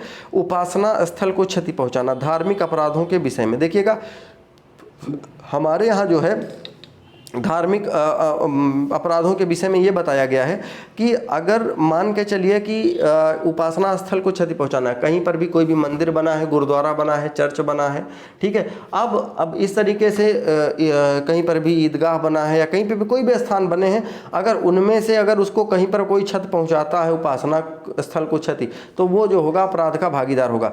धार्मिक जमाओं में विघ्न डालना, धार्मिक जमाओं में विघ्न डालने का मतलब ये है कि कहीं पर पता चला कि अगर कांवड़िए जो है वो कांवड़ लेके जा रहे थे, तो उसमें अगर कोई भी इंसान विघ्न डालने की कोशिश करता है रास्ते में, तो वो जो है उन किसी की भी अगर उसमें भावना आहत हुई तो वो इंसान जो है वो ये माना जाएगा कि कहीं ना कहीं वो अपराधी है, ठीक है। या पता चले कहीं कुछ लोग नमाज पढ़ रहे हैं तो कुछ लोग वहाँ उपद्रव करने चले जाएं, तो फिर ये गलत है। क्योंकि जो लोग अपने पूजा स्थल पे जो कार्य कर रहे हैं वहाँ पे उनकी धार्मिक भावनाएं आहत होंगी तो दूसरे व्यक्ति को सजा मिलेगी, ठीक है। धार्मिक भावनाओं को आहत करना भी जो है एक गलत बात है, यानी कि अपराध माना जाता है। मानव शरीर पर प्रभाव डालने वाले जो अपराध होंगे वो कौन कौन से होंगे? आपराधिक मानववध। आपराधिक जो मानववध होगा वो क्या होगा? जैसे ए बी को गोली मारने पर, तो ए अगर बी को गोली मार देता है तो ये हत्या कहलाएगी। लेकिन अगर ए जो है बी को गोली मारने का मतलब ये है कि जो बी है, मान लीजिए एक ऐसा गांव है, एक ऐसा समाज है जिसमें एक बी व्यक्ति हैं, और बी व्यक्ति क्या है कि बी व्यक्ति पूरे गांव पे अत्याचार मचा के रखे हुए हैं। जैसे पता चले कि जब भी जिसके मन में आता है किसी से छेड़छाड़ कर देते हैं, किसी का बलात्कार, किसी की हत्या, कुछ भी कर देते हैं। वो ऐसा कोई आदमी है वो बी नाम का, और वो उस इंसान से पूरा का पूरा गांव जो है तृप्त है, और शासन प्रशासन भी उसके खिलाफ कुछ ज़्यादा कुछ कर नहीं पा रहा है। तो फिर क्या करता है कि जो ए होता है, अगर वो बी को गोली मार देता है और बी मर जाता है तो इसमें जो है ए को पहली चीज़ तो सज़ा नहीं मिलेगी, और दूसरी चीज़ ये हत्या नहीं कहलाएगी, ये वध कहलाएगा। क्या कहलाएगा? ये वध कहलाएगा। क्योंकि आपको पता होगा कि जब रावण को भगवान राम ने मारा था तो कहीं पर भी ये नहीं कहेगा अगर हत्या की गई तो ये माना जाएगा, ये कहा जाता है कि वध किया उनका, क्योंकि ये था कि क्या सही था क्या गलत था उसके आधार पे वध कहा जाता है, जब लोग उससे तृप्त हो जाते हैं, त्रस्त हो जाते हैं तब, ठीक है। चलिए आगे देखिएगा, हत्या की परिभाषा। मानव वध कब हत्या नहीं होगा? तो मानव वध कब हत्या नहीं होगा ये चीज आपको देखना है। अचानक लड़ाई में मृत्यु, यानी अचानक लड़ाई में मृत्यु का मतलब जैसे बी जो इंसान था वो पूरे गांव पर पूरा अपना मतलब पूरे तरीके से दबदबा बना के रखता था, जब जिसके मन में आता वो काम वो करता था। लेकिन ए ने जब बी को गोली मार दी तो ये बात बताई गई कि अचानक लड़ाई में मृत्यु, यानी कि लड़ाई तो हुई लेकिन अगर बी की मृत्यु हुई तो वो हत्या नहीं, वो वध माना जाएगा, ठीक है। ये कंडीशन अप्लाई हो जाएगी इसमें। उसके बाद सहमति द्वारा मृत्यु, जैसे कैंसर पीड़ित आदमी है, ठीक है, कैंसर पीड़ित आदमी है और वो कह रहा भैया हम ठीक नहीं होंगे, ऐसा करो डॉक्टर साहब हमको जो है कोई ऐसी दवा ववा दे दो जिससे हम आराम से चल बसें इधर से, ठीक है। तो अगर ऐसा कुछ होता है तो सहमति द्वारा अगर उसका है तो मृत्यु कारित करना कैंसर पीड़ित को, वो हत्या नहीं मानी जाएगी, ठीक है। वो देखिए अब वो उसके बाद यदि मृत्यु शिशु द्वारा, यानी कि किसी भी इंसान छोटे बच्चे से अगर कभी भी कोई भी गलती हो जाए या कोई गोली चल जाए या किसी भी तरीके से पता चले किसी इंसान ने, पता चला गाड़ी कहीं पे खड़ी है और उसने चाबी लगा दी, स्टार्ट कर दी, गाड़ी चल गई, आगे कुछ लोग थे वो कुचल गए या क्योंकि ऐसा कुछ हो गया तो वो माना जाएगा कि भाई वो हत्या नहीं है, ठीक है। निजी प्रतिरक्षा में अगर कोई इंसान किसी दूसरे को अपनी बचाव के लिए अगर कोई किसी दूसरे को गोली मार देता है, कुछ कर देता है ऐसा, तो वो भी हत्या नहीं मानी जाएगी। लोक सेवक जब विधिपूर्वक कार्य करे, लोक सेवक का मतलब जैसे कोई पुलिस वाला या कोई भी आर्मी का इंसान अगर किसी भी आतंकवादी पे गोली चलाता है, उस बीच में किसी और को गोली लग जाती है तो हत्या नहीं मानी जाएगी, ठीक है। ये मैं आपको पढ़ा चुका हूं अभी थोड़ी देर पहले। किसी अन्य व्यक्ति का वध हो जाता है, किसी भी अन्य व्यक्ति का अगर वध हो जाता है, अच्छा हाँ तो ठीक है, ये अन्य व्यक्ति का वध होने का मतलब यही है कि अगर मान लीजिए किसी एक का मारने के लिए गए, कोई दूसरा भी अगर मर गया विधि के हिसाब से तो वो हत्या नहीं मानी जाएगी। हत्या का जो दंड होगा वो मृत्यु दंड और कारावास दोनों हो सकता है। आजीवन कारावास की सजा, देखिएगा ये इधर मैंने जो धाराएं लिखी हैं ये आपको पढ़ना पड़ेगा, ये आप आराम से पढ़ते चलिएगा। आजीवन कारावास की सजा होते हुए भी अगर कोई इंसान हत्या कर दे तब क्या करेंगे? आजीवन कारावास की सजा किसी इंसान को मिल चुकी है, वो गलती से बाहर आता है, फिर से किसी इंसान की हत्या कर देता है तो फिर उसको वो मृत्यु दंड में कन्वर्ट हो जाता है, ध्यान रखेंगे, यानी कि उसको वो मृत्यु दंड मिल जाएगा फिर भैया, ठीक। मानव वध का दंड, अगर कोई इंसान मानव वध का दंड अगर देता है, मानव वध करता है तो उसको आजीवन कारावास हो सकता है, लेकिन बशर्ते ये ध्यान रखना होगा कि उसका आशय क्या था किसी भी इंसान को मारने का। जैसे ए ने जब बी को मारा तो बी के जो गांव वाले लोग थे वो तो काफ़ी ज़्यादा खुश हुए होंगे कि चलो कम से कम यार एक ऐसे इंसान की हत्या हो गई, आदमी चला गया जिसने मतलब पूरा एकदम गाँव का पूरा कोई नियम कानून नहीं था, ये अपने हिसाब से गाँव चलाता था, कोई मतलब नहीं था, ठीक है।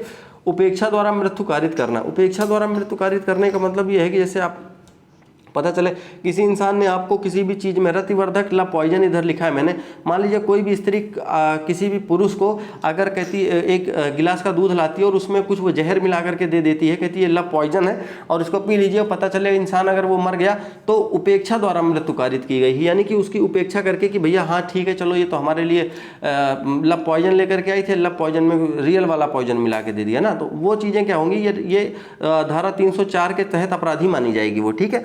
चलिए उसके बाद अब अगर आप देखेंगे इधर मैंने लिखा है ट्रक लिखा है, फिर ट्रैफिक और गर्ल्स। देखिएगा जैसे कहने का मतलब ये है कि कोई भी एक ट्रक है और वो पता चले कि वो चल रहा है, मतलब रास्ते में जा रहा है, और उसने अगर जानबूझ करके किसी भी लड़की या लड़के की अगर हत्या कर दी, तो वो जैसे मान लीजिए सिंपल तरीके में आपने देखा होगा कि जब भी कोई भी इंसान या कोई भी ड्राइवर अगर कभी भी उससे जब हत्या हो जाती है, कभी एक्सीडेंट हो जाता है, तो देखिए उसको कभी भी सज़ा नहीं मिलती है कि वो इंसान जेल चला जाए। आपने पेपर में भी पढ़ा होगा, उसमें लिखा होता है कि इस इंसान गैर इरादतन हत्या का आरोप लगा है। गैर इरादतन यानी इरादा कोई नहीं था हत्या करने का, बशर्ते अब हो गई तो गैर इरादतन, इरादा कोई नहीं था हत्या करने का लेकिन अब हो गई तो क्या करे। तो उस पर क्या होता है कि अगर कोई भी लेकिन इरादा करके अगर हत्या करे तो वो जो इंसान होगा वो पेच्छा द्वारा मृत्यु कारित में 2 वर्ष की सजा और जुर्माना का पात्र होगा वो। ठीक है, चलिए आगे देखेंगे दहेज मृत्यु, सबसे खतरनाक चीज़ें ये सब, अभी इसको मैं आगे पढ़ाऊंगा, उसमें आपको जो अधिनियम आएंगे। दहेज मृत्यु सजा जो होगी वो 7 साल की होगी और आजीवन कारावास भी हो सकता है अगर दहेज प्रथा में मृत्यु हुई है तब। ठीक है ना, दहेज मांगने, दहेज लेने, दहेज देने से दिक्कत नहीं है, दहेज में अगर दहेज की वजह से लड़की की मृत्यु हो गई है तब। ठीक है, चलिए आगे देखिएगा 7 वर्ष। देखिएगा दहेज अधिनियम तब तक लगता है जैसे जिस भी इंसान की जब भी शादी हुई होगी उसके 7 साल के अंदर तक ही दहेज प्रथा अधिनियम लगता है, उसके बाद नहीं। जैसे पता चले हमारे आजी बाबा हैं, दादी दादा हैं, तो वो कहें कि वो हमारी दादी या हमारे दादा जाकर के दहेज प्रतिषेध अधिनियम लगाएं। देखिए दहेज का मतलब ये नहीं होता कि केवल लड़के वाले ही दहेज लेते हैं, लड़की वाले भी दहेज ले सकते हैं, ऐसा नहीं, क्योंकि समाज में भी है नहीं तो वो अलग बात है, लेकिन ऐसा हो सकता है। तो अगर कोई भी इंसान की अगर शादी से 7 साल के बाद अगर कोई भी इंसान जाकर के थाने में रिपोर्ट लिखवाए कि हमको दहेज के लिए प्रताड़ित किया जाता है तो वो मान्य नहीं होगा। ठीक है, चलिए उसके बाद आगे कहा गया है शिशु उन्मत्त की आत्महत्या का दुष्प्रेरण या सलाह। देखो किसी भी इंसान को या बच्चे को अगर कोई भी इंसान आत्महत्या करने की सलाह देता है तब भी वो जो होगा वो इंसान सजा का भागीदार होगा और उसको 10 वर्ष के लिए सजा और जुर्माना दोनों हो सकता है। ठीक है, उसके बाद ये तो था शिशु के लिए, 305 जो था 305 में तो था शिशु के लिए, लेकिन अगर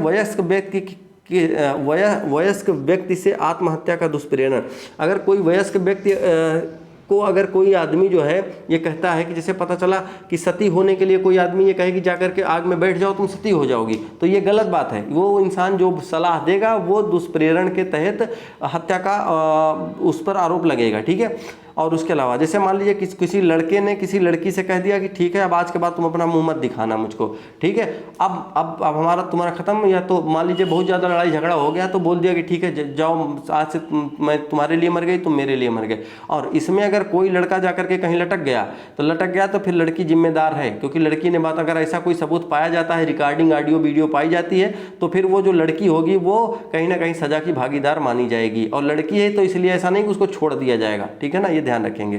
ठीक, चलिए, और इसमें 10 वर्ष का जुर्माना, 10 वर्ष सजा और जुर्माना दोनों हो सकते हैं। ठीक, चलिए आगे देख लीजिएगा। हत्या करने का अगर कोई इंसान प्रयत्न करता है हत्या करने का तो और हत्या अगर नहीं कर पाता है, ठीक है, तो वो जो होगा वो उसको आजीवन कारावास या 10 वर्ष से आजीवन कारावास तक की सजा मिल सकती है।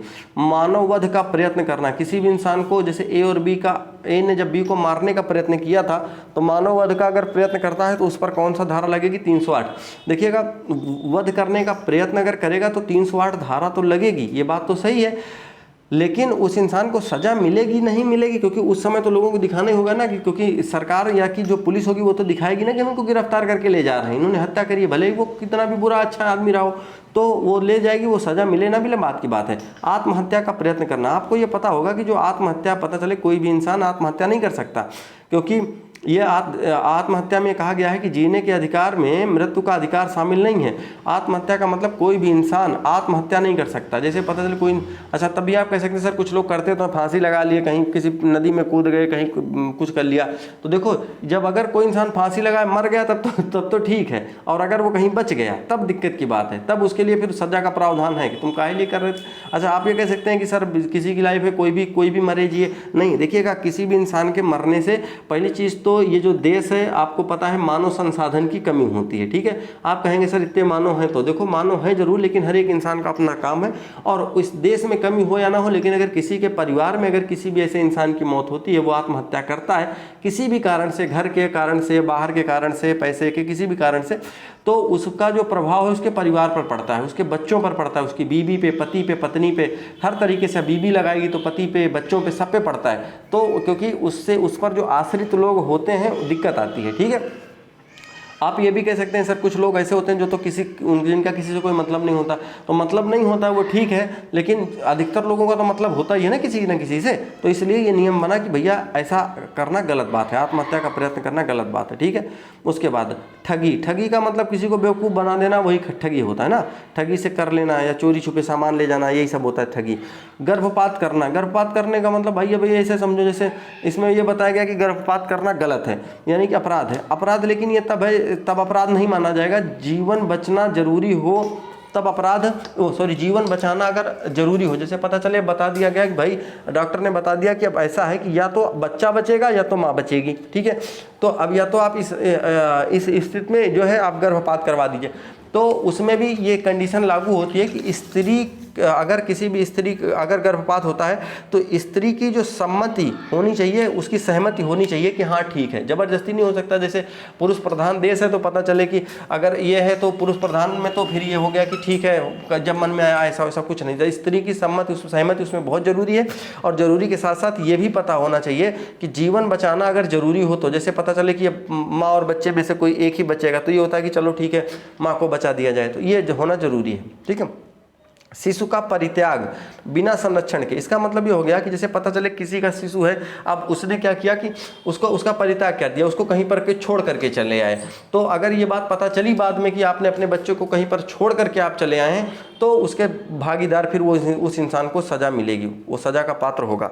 उपहति। उपहति का मतलब होता है शारीरिक पीड़ा देना किसी को। शारीरिक पीड़ा का मतलब किसी भी इंसान को अगर उसकी पिटाई कर दी जाए, कुटाई कर दी जाए ढंग से, और अगर उसकी शारीरिक पीड़ा उसको है अगर 20 दिन से कम है तो उसको क्या बोलेंगे? उपहति बोलेंगे। अगर 20 दिन से ज़्यादा का है तो घोर उपहति बोलेंगे। और घोर उपहति में किसी के इंसान पर तेजाब फेंक देना, नाक काट देना, कान काट देना, और उसके बाद नाक विच्छेदन, नेत्र विच्छेदन, नेत्र को अलग कर देना। ठीक है, जोड़ का विच्छेदन यानी कि पता चले हाथ पैर तोड़ देना, दंत विच्छेदन, दांत तोड़ देना, अंग भंग कर देना, ये सब सारी चीज़ें घोर उपहति के अंतर्गत आती हैं, क्योंकि शारीरिक पीड़ा बहुत ज़्यादा मानी जाती है। ठीक है, अब उसके बाद स्वेच्छा उपहति। स्वेच्छा उपहति का मतलब ये होता है कि जैसे ये कहा गया कि मुंह पर थप्पड़, यानी कि किसी भी इंसान को पता चले बालक को पीटना, ये स्वेच्छा उपहति है। मतलब अपनी, अगर कोई माँ बाप अपने बच्चे को अगर पीट रहे हैं तो स्वेच्छा उपहति है, उसमें कोई भी उसको सज़ा नहीं मिलेगी। लेकिन घोर उपहति और उपहति में उसको सज़ा मिलेगी। ठीक है, अब उसके बाद देखिएगा तेजाब फेंकने का मामला आया था तो इसमें एक सज़ा 1 वर्ष या 1 वर्ष से आजीवन कारावास तक, और पीड़ित को उपचार का खर्च भी देना होगा। जैसे पता चले कि जिस इंसान पर तेजाब फेंकी गई है और जिसने फेंका है, तो जिसने फेंका है उसको 1 वर्ष से लेकर के आजीवन कारावास तक सजा भी हो सकती है, और उसके साथ साथ उसको जो है वो पीड़ित को यानी जिसके ऊपर तेजाब फेंकी गई है उसको खर्च भी देना पड़ेगा उपचार का। ठीक है, चलिए। सदोष अवरोध यानी रास्ते में गाड़ी खड़ी कर देना, किसी का रास्ता बदल देना, कि किसी ने पूछा भैया यहाँ जाना है हमको, तो आप उस रास्ते से ना बता करके उसे दूसरा बता दो, तो ये गलत बात है। सदोष अवरोध आपने उत्पन्न किया है। ठीक है, रास्ते में गाड़ी खड़ी कर देना, ये आप देखते होंगे सिंपल तरीके ये सब चीज़ें होती रहती हैं। उसके बाद सदोष परिरोध, किसी को घर में बंद कर देना। पता चले अगर कोई इंसान घर के अंदर है, आप बाहर से कुंडी लगा गए, ठीक है, तो ये सदोष परिरोध है। आप इसमें भी पुलिस वालों को फ़ोन किया गया कि सर हमारे यहाँ ये डेली इस तरीके के काम करते हैं ये लोग, फिर आप उसमें जेल जाएंगे। आपराधिक बल, किसी को लिफ्ट दे देने के बाद उसे गाड़ी से ना उतारना। पता चले आपसे कोई रास्ते में कह रहा है कि हमको वहाँ लेते चलिए, और उसके बाद जब वो कहीं पे जहाँ उसको उतरना था आपने उसको उतारा नहीं, अब उतारा नहीं, उसके बाद उसको नहीं उतार रहे हो, अब पता चले आपने लिफ्ट दे दी और तो नहीं उतार रहे हो, तो भैया फिर क्या है, दिक्कत की बात है। आप मान लीजिए उसमें आपकी कई मंशा हो सकती है कि अगर मान लीजिए उस इंसान के पता चले उस इंसान के पास ढेर सारे पैसे हैं, तो आप कह रहे हो कि ऐसा करो कि ऐसी जगह गाड़ी रोकेंगे जहाँ से इस इंसान से हम लूट कर सकें, ठीक है ना, पैसे लूट सकें। ठीक है, उसके बाद होली में किसी भी व्यक्ति के ऊपर पानी फेंक देना, किसी का घूंघट हटाना, ये सब जो है आपराधिक बल के प्रयोग के कारण अगर ऐसा इंसान करता है। देखिएगा, जैसे हम लोग देखें कि होली में किसी के ऊपर पानी फेंकना गलत नहीं होता है, और उसके बाद किसी का घूंघट उठाना, अगर आप जैसे देखेंगे कि अगर पता चले कि किसी के चेहरे पर रंग लगाना है तो हम रंग लगा देंगे, लेकिन ये हो कि आपराधिक बल जबरदस्ती नहीं कर सकते किसी के साथ ना, तो रंग लगाते हैं ठीक है, वो चलता है, बट किसी के साथ जबरदस्ती नहीं हो सकती है। ठीक, उसके बाद हमला जो होता है वो हमेशा एक तरफा होता है। हमला एक तरफा होता है, मतलब अगर किसी भी इंसान ने किसी दूसरे पर हमला किया तो इसका मतलब उस इंसान को जानकारी क्या, जो हमला करता है उसे तो जानकारी रहती है कि हमला मैं करने जा रहा हूँ, लेकिन जरूरी नहीं कि दूसरे इंसान को जानकारी हो, तो हमला एक तरफा होता है। और एक तरफा हाव भाव से ही प्रकट हो सकता है कि कौन सा व्यक्ति हमला करने आ रहा है नहीं आ रहा है, वो तो बाद पता चलता ही है। ठीक है, स्त्री लज्जा भंग क्या होता है भैया, यहाँ से सवाल आपके यहाँ पूछे गए हैं कि धारा 352 स्त्री लज्जा भंग किस धारा में बताया गया है आईपीसी की। तो इनमें से स्त्री स्वयं, देखिएगा स्त्री लज्जा भंग का मतलब है कि अगर किसी भी स्त्री के साथ शारीरिक संपर्क का प्रयास करना, यौन संपर्क का प्रस्ताव रखना, या उस किसी भी स्त्री पर अश्लील टिप्पणी करना, शारीरिक संपर्क का प्रयास करना, ये सब अगर कार्य कोई इंसान करता है तो जो होगा वो उस इंसान को 3 वर्ष की सजा और जुर्माना। अच्छा, एक बात और भी है कि अगर कभी भी कोई भी स्त्री, अगर मान लीजिए कोई भी पुरुष किसी भी स्त्री को अकेले में देखता है कहीं पर और उसके साथ वो शारीरिक संपर्क का प्रयास करता है या यौन संपर्क का प्रयास करता है, अश्लील टिप्पणी करता है उस पर, तो वो ये सोच रहा हो कि हम जो है, हमको यहाँ पे कोई देख नहीं रहा, अगर इसमें स्त्री के साथ अगर मैं कोई भी कार्य करूँगा इस तरीके का, तो वो सोचे कि कोई भी आदमी जो है ये बता नहीं पाएगा कि इसके पास कोई सबूत है नहीं, कोई देख नहीं रहा, तो कोई गवाह देगा नहीं, तो मुझे सज़ा नहीं मिलेगी। तो ये बात आप ध्यान रखेंगे कि इसमें स्त्री स्वयं ही सर्वोच्च गवाह मानी जाती है। इस केस में अगर स्त्री ने कह दिया कि इन्होंने मेरे साथ छेड़खानी की है, इन्होंने मेरे साथ बलात्कार किया है, तो बिना कुछ किए पुलिस उठा ले जाएगी इंसान को, ध्यान रखना, ठीक है ना। तो ऐसे अगर स्टडी केस पूछे जाएं कि उस इंसान के पास कोई सबूत नहीं है तो क्या उस स्त्री को न्याय मिलेगा, तो न्याय बिल्कुल मिलेगा। वो बात अलग है कि अगर स्त्री ने जानबूझ करके कुछ ज़्यादा ही बढ़ा चढ़ा करके बताया है तो फिर उसकी जाँच की जाती है, जाँच करने के बाद ही न्याय मिलता है उस इंसान को, क्योंकि ये पता है कि जो स्त्री है उसको समाज में जो है मतलब उसकी जो इज्जत होती है वो बहुत इंपॉर्टेंट मानी जाती है। ठीक है, तो अगर वो फिर दिक्कत होती है, बाद में समाज में उसका रह पाना थोड़ा सा दिक्कत होता है ना। उसके बाद आगे कहा जा रहा है स्त्री को विवस्त्र करने, मतलब जैसे किसी भी स्त्री के कपड़े उतार देने पर, तो उस अगर कोई भी जबरन ऐसा कुछ करता है तो उसकी जो सज़ा होगी 3 वर्ष से 7 वर्ष तक होगी। दृश्यकारिता, किसी भी स्त्री को दृश्यकारिता यानी छिप करके देखना, उसमें भी 3 वर्ष की सज़ा।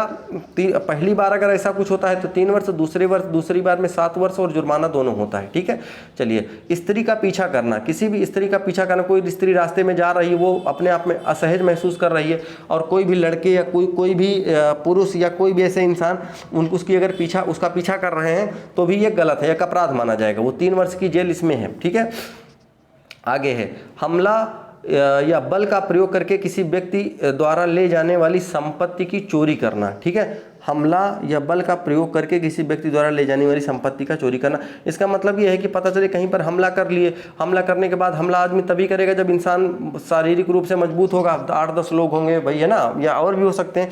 और उसके बाद बल का प्रयोग करके किसी व्यक्ति द्वारा ले जाने वाली संपत्ति का चोरी करना, पता चले उसके यहाँ से जिसके वहाँ हमला किया वो उससे सामान भी कुछ उठा लाए, सामान भी चोरी कर लाए। ठीक है, तो 356 के तहत मुकदमा चलेगा उसमें। ठीक है, आगे व्यापाहरण और अपहरण, दरअसल ये दोनों शब्द एक ही जैसे दिखने में होते हैं लेकिन दोनों में अंतर है। व्यापाहरण का मतलब ये होता है किडनैपिंग करना, अपहरण का मतलब होता है एब्ड्यूटिम। ठीक है, अब ये किसी भी उम्र के व्यक्ति का आपराधिक बल का प्रयोग करके किसी भी उम्र के व्यक्ति को उठा लाना। लेकिन जो व्यापाहरण होता है उसमें पता चले किसी छोटे बच्चे को पता चला कि विकृतचित हो, लड़के की उम्र बताई गई 16 और लड़की जो है 18 वर्ष से अगर कम है, अगर उसको कोई भी इंसान अगर मान लीजिए बहला फुसला करके उसको अगर किडनैप करता है तो वो जो माना जाएगा वो व्यापाहरण माना जाएगा। ठीक है, और व्यापाहरण में क्या होता है कि जो व्यापाहरण होगा उसमें पता चले कि संरक्षण में से भी व्यापाहरण किया जा सकता है। जैसे स्कूल से ही किसी भी लड़की या लड़के को व्यापाहरण कर लिया गया, उसको बहला फुसला करके चलिए मैं आपको चॉकलेट खिलाऊंगा, ये करूंगा, वहाँ घुमाऊंगा, ये करूँगा, और वो बच्चा अगर चल गया तो वहाँ से चला गया तो फिर दिक्कत हो जाती है, तो वो व्यापाहरण कहलाता है। ठीक है, और अपहरण की जो परिभाषा है 362 में दी गई है। और व्यापाहरण का जो दंड है, व्यापाहरण का दंड है वो 7 वर्ष और जुर्माना है। भीख ना मांगने के लिए अगर कोई इंसान किसी को विकलांगीकरण करता है, विकलांगीकरण का मतलब देखिएगा कुछ लोग क्या करते हैं, लोगों को हाथ पैर तोड़ करके ला करके कोई बैठा दे कि अब तुम भीख मांगो, जो पैसा होगा वो शाम को हमको देना, तो उस इंसान को 10 साल की सजा मिलेगी। ठीक है ना, आगे मुक्ति धन यानी कि फिरौती का मतलब किसी को किडनैप करके पैसे मांगना कि इतने पैसे दो, नहीं छोड़ेंगे नहीं हम। ठीक है ना, तो फिर वहां पे भी दिक्कत की बात है और वो इंसान सजा का पात्र होगा। ठीक है, आगे देखिए विवाह के लिए अपहरण, या धोखा देकर विवाह करना। विवाह के लिए अपहरण का मतलब ये है, ये विवाह हुआ वाले तो जितने भी केस हैं मैं आपको पढ़ाऊंगा दहेज प्रतिषेध अधिनियम वगैरह में, वहां पर चल करके, ठीक है। बाकी आप यहाँ देख लीजिए, विवाह के लिए जब अपहरण का मतलब किसी भी लड़की को उठा लाओ और उससे जबरदस्ती शादी करना, ठीक है। उसके अलावा धोखा देकर विवाह करना, किसी भी लड़की से झूठ बोल करके विवाह करना, कि ठीक है, धोखा देकर के मतलब जैसे किसी भी पुरुष की शादी किसी और महिला से हुई हो और उस दूसरी वाली लड़की को वो ना बताए और उससे शादी कर ले, तो वो धोखा देकर के विवाह या अन्य किसी भी तरीके से किसी भी लड़की से शादी का मतलब वादा करके ऐसा कुछ करना, उसके साथ शारीरिक संबंध बनाना, ये सब धारा 366 के तहत आता है, ठीक है। विदेशी से लड़कियों का या महिलाओं का आयात करना देह व्यापार के लिए, और इसमें जो है हाँ, विदेश से लड़की आयात या देह व्यापार के लिए तो 366 के तहत मुकदमा दर्ज किया जाएगा। व्यक्ति का दुर्व्यापार यानी कि शरीर का जो व्यापार दुर्व्यापार होगा वो धारा 370 के तहत चलेगा। उसके बाद बलात्संग, बलात्संग का मतलब ये है किसी भी लड़की के साथ जबरन शारीरिक संबंध बनाना, ठीक है। अब अगर देखिए उसमें अगर लड़की सम्मति के बिना, अगर लड़की की सम्मति के बलात्संग कब होगा, लड़की की सम्मति के बिना है, अगर गूंगी कोई लड़की बोल नहीं पा रही या भय से अगर उसके साथ शारीरिक संबंध बनाया जा रहा है, इन कंडीशन में तो वो बलात्संग की श्रेणी में धारा 375 लगेगी उस इंसान के ऊपर। और एक बात और, इसमें एक केस स्टडी ये पूछा गया था कि पति लड़की की उम्र अगर 15 वर्ष से कम है, मान लीजिए कहीं पर भी किसी भी लड़की की शादी अगर कर दी जाती है किसी भी लड़के से, और लड़की की अगर उम्र 15 वर्ष से अगर कम है और लड़की उस अपने पति को ही शारीरिक संबंध बनाने से अगर मना कर रही है, और अगर पति जबरन उस अपनी पत्नी से जिसकी उम्र 15 वर्ष से कम है अगर जबरन शारीरिक संबंध बनाता है, तो पति के ऊपर भी धारा 375 के तहत मुकदमा दर्ज कराया जा सकता है, ठीक है ना। और वो दर्ज कौन कराएगा? पहली चीज तो ये गलत है कि किसी भी लड़की की 18 साल से कम उम्र अगर है तो वो तो मतलब जो कानूनी नियम है वो नहीं 18 साल है, लेकिन अगर मान के चलिए कि अगर ऐसा कहीं हो गया, ऐसा कहीं हो जा रहा है, तो वो 15 साल से अगर लड़की कम है, अगर उसके साथ पति उसकी जबरदस्ती करता है तो वो भी दोषी माना जाएगा, ठीक है। आगे इसमें हाँ, वो एक ये केस आया था भूपेंद्र सिंह वर्सेज, ये आया था भूपेंद्र सिंह वर्सेज जो है हिमाचल प्रदेश। बलात्कार की शिकार महिला ही पर्याप्त साक्ष्य होगी। अगर किसी भी महिला के साथ बलात्कार होता है तो वो महिला गवाही अगर जो बात कहेगी वही उसका सबूत माना जाएगा। ये जरूरी नहीं कि कोई दूसरा आदमी आकर के गवाही दे और सबूत दे तब उसके खिलाफ मुकदमा दर्ज कराया जाए या उसके खिलाफ कार्यवाही शुरू हो। वो अगर महिला ने कह दिया है तब मान लिया जाएगा। और उसके बाद बलात्कार का जो दंड है वो इसमें धारा 376 में बताया गया है, बलात्कार का दंड। उसके बाद आगे ये बताया गया बलात्कार में मृत्यु अगर किसी भी लड़की की हो जाती है, बलात्कार में अगर मृत्यु होती है किसी भी लड़की, आपने सुना हो धारा 376 बहुत लोगों को लगा है। अब इधर का धारा 376 ABCD, ये इंपॉर्टेंट है धारा 376 इसलिए ABCD करके बताया गया। बलात्कार में अगर किसी की मृत्यु होती है तो उसका जो वो होगा वो आजीवन कारावास या 20 वर्ष तक उसको जेल हो सकती है। 12 वर्ष से कम स्त्री के साथ अगर बलात्कार होता है तो कम से कम उसको 20 साल की सजा मिलेगी। अगर 20 वर्ष से कम स्त्री के साथ, स्त्री का मतलब आप ये मत समझिएगा जिसकी शादी हो गई, मैंने पहले ही बता दिया है तो आपको समझना, तो कम उम्र के साथ अगर ऐसा कुछ होता है तो इस इंसान को 20 साल की सज़ा कम से कम मिलेगी। अगर धारा 376 सामूहिक बलात्कार यानी कि समूह में मिलकर के किसी भी महिला के साथ बलात्कार करना, ठीक है। उसके बाद धारा 377 ये सिखाती है कि भैया बताती है कि प्रकृति विरुद्ध जो अपराध होंगे वो धारा 377 के नियम के आधार पर उस पर कार्रवाई होगी। प्रकृति विरुद्ध का अपराध का मतलब ये है कि अगर कोई भी पुरुष अगर किसी, देखिए धारा 377 दरअसल अभी तो समाप्त हो चुकी है, अब नहीं है। जैसे क्या होता है पहले जो होता है वो ऐसा है वही कि कोई भी जो महिला है वो किसी महिला के साथ रिलेशन नहीं बना सकती, कोई भी पुरुष किसी पुरुष के साथ रिलेशन नहीं बना सकता है, तो ये पहले अवैध था, असंवैधानिक था, लेकिन अब इसको वैधानिकता मिल गई है। ये मैं आपको पढ़ाऊंगा, ये केस स्टडी में पढ़ाऊंगा मैं, ठीक है। तो ये धारा 377। उसके बाद जो है आप ये देखेंगे संपत्ति के विरुद्ध अधिकार। संपत्ति के विरुद्ध अधिकार क्या है? चोरी है, चोरी की संपत्ति के विरुद्ध क्या अधिकार है? चोरी का दंड, अगर कोई इंसान चोरी करता है तो उसका दंड क्या होगा? निवास घर में अगर कोई आदमी चोरी करता है तो उसके लिए धारा 380 के तहत कार्रवाई होगी। उसके बाद अगर 383 जो है अपकर्षण या उद्यापन, किडनैप करके अगर पैसा मांगता है कोई, तब उसके तहत धारा 387 के तहत कार्रवाई होगी, ठीक है। 300, उसके बाद 300 जो 90 है, 390 ये बताता है कि जो लूट होगा वो 4 व्यक्तियों में होगी, और जो डकैती होनी चाहिए 391 उसमें कम से कम 5 व्यक्ति। देखिए ये सवाल डायरेक्ट पूछा गया पेपर में कि डकैती में कम से कम कितने व्यक्तियों का होना जरूरी है, तो कम से कम 5। लूट में अधिकतर लोग कितने लोग हो सकते हैं, तो 4 लोग हो सकते हैं। तो देखिएगा लूट और डकैती में बहुत ज़्यादा अंतर फर्क नहीं समझ आता, लेकिन ऐसे समझिए लूट में जो है 4 व्यक्ति होने चाहिए और डकैती में कम से कम 5 होने चाहिए, ज़्यादा होंगे ठीक रहे वो चलेगा, ठीक है।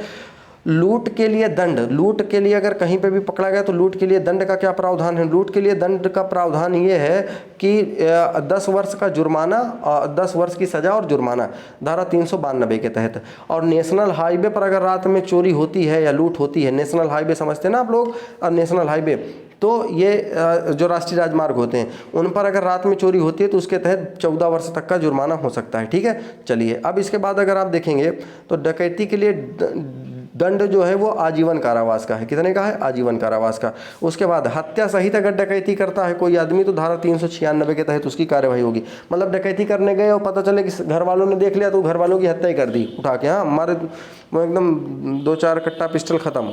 उसके बाद डकैती की तैयारी कर रहा है कोई आदमी अगर, तो धारा 399 के तहत उस पर कार्यवाही की जाएगी, ठीक है। इसके बाद दुर्विनियोग, किसी का सामान रास्ते में मिलने पर अगर आप थाने में नहीं जमा करते हैं तो उसको दुर्विनियोग कहा जाएगा और धारा 403 के तहत इंसान पर कार्यवाही हो सकती है, ठीक है। अब इसके बाद छल यानी कि चीटिंग यानी धोखा देना, ठीक है, धोखा देने की जो कार्यवाही होगी वो 415 के तहत होगी। आगे लिखा हुआ है अब प्रतिरूपण द्वारा छल।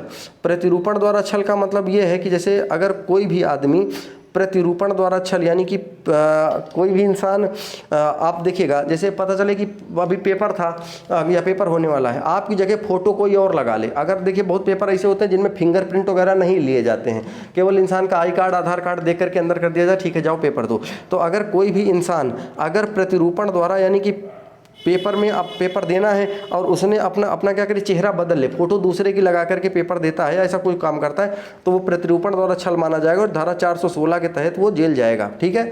आगे देखिएगा छल का गंभीर रूप चल और अचल संपत्ति पर। छल का जो गंभीर रूप चल और अचल संपत्ति का मतलब यही है कि जैसे कोई भी आदमी अगर जैसे चल और अचल संपत्ति को हड़पना चाह रहा है और उसके तहत वो किसी भी तरीके का काम कर रहा है, जैसे पता चले कि वो अपना फोटो लगा रहा है, नकली दस्तावेज बनवा रहा है, तो उसको 420 यानी 400 धारा 420 जानते हो ना, चोरी वाला काम 420 कहते हैं ना, 420 है एकदम क्या, तो यही है, ठीक है। उसके बाद रिष्ट जानबूझकर किसी के खेत में जानवर छोड़ देना।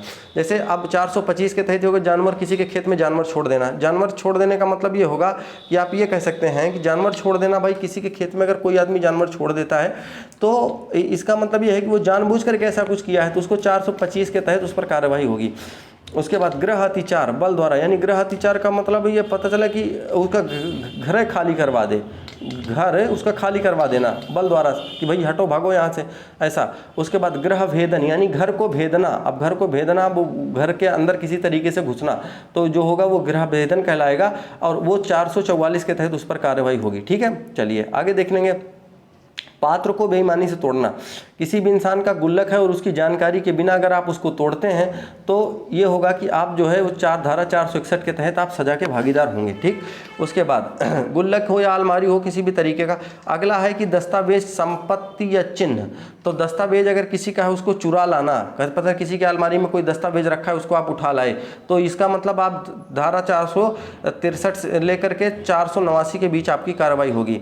तो जैसे 463 ये बताती है कूट रचना यानी झूठी वसीयत तैयार करवाना। देखिए बहुत सारे लोग झूठी वसीयत तैयार करवाते हैं ना कि इन्होंने मुझे ऐसा लिख दिया है और उनका सो रहे हो तो उनका अंगूठा लगा लेते हैं या दस्तखत करवा लेते हैं, ये सब सारी चीज़ें, ठीक है। उसके बाद दत्तक पत्र ग्रहण करना। दत्तक पत्र का मतलब कोई भी चीज़ जो किसी के द्वारा दूसरे के द्वारा दी गई हो, ठीक है। जैसे दत्तक पुत्र होता है ना, आप देखिएगा मूल्यवान प्रति को भी नष्ट कर देना। पता चले किसी के पास मूल्यवान कागज था, आपने उसको उठा करके रद्द कर दिया, ठीक है, या जला दिया, तो ये भी कहीं ना कहीं धारा 477 के तहत एक अपराध माना जाता है, ठीक। इसके बाद चलिए देखिएगा आगे ये कहा जा रहा है कि धारा 19 ये बताती है सेवा और संविदा। सेवा और संविदा क्या होगी, जैसे कभी भी कोई भी व्यक्ति किसी भी असहाय व्यक्ति की अगर परिचर्या यानी मदद करता है तो वो सेवा और संविदा मानी जाएगी, ठीक है, सेवा करना माना जाएगा। उसके बाद अध्याय 20 ये बताता है कि विवाह संबंधी जो अपराध होंगे उनको हम अध्याय 20 में देखेंगे। कैसे, पति या पत्नी के जीवन का 494 बताता है पति या पत्नी के जीवन काल में पुनः शादी करना, यानी कि एक पति हो और आपको, अगर आप कोई इंसान पति है और वो जाकर के किसी दूसरी, उसको शादी हो चुकी है लेकिन किसी दूसरी लड़की से विवाह कर ले जाकर के, या कि अगर कोई पत्नी है उसकी एक शादी हो चुकी है किसी दूसरे पति से जाकर के शादी कर ले, तो वो क्या होगी, धारा 494 के तहत वो दोषी मानी जाएगी, ठीक है, माना जाएगा। दूसरे विवाह के दौरान पहले विवाह को छिपाना, दूसरे के दौरान अगर पहले वाले को इंसान छिपा रहा है तो वो 495 के तहत दोषी माना जाएगा। 497 जो है जार कर्म था। जार कर्म का मतलब इतना सा है, ये जो जार कर्म है ये अभी ये समाप्त कर दिया गया है, इसको भी मैं केस स्टडी में पढ़ाऊंगा। जार कर्म ये है कि जब अगर कोई भी महिला, जैसे आपको मैं ऐसे बताता हूँ, जरा समझिएगा तो बताता हूँ, देखिएगा, जैसे ए और बी दो व्यक्ति हैं और ये दोनों विवाहित हैं, ठीक है। ए जो है वो एक महिला है, ठीक है, एक महिला है और ये कौन है, एक पुरुष है, ठीक है, ये एक पुरुष है, बी पुरुष है। और अगर बी पुरुष है और ए जो है, ए पति पत्नी है, ए और बी पति पत्नी है।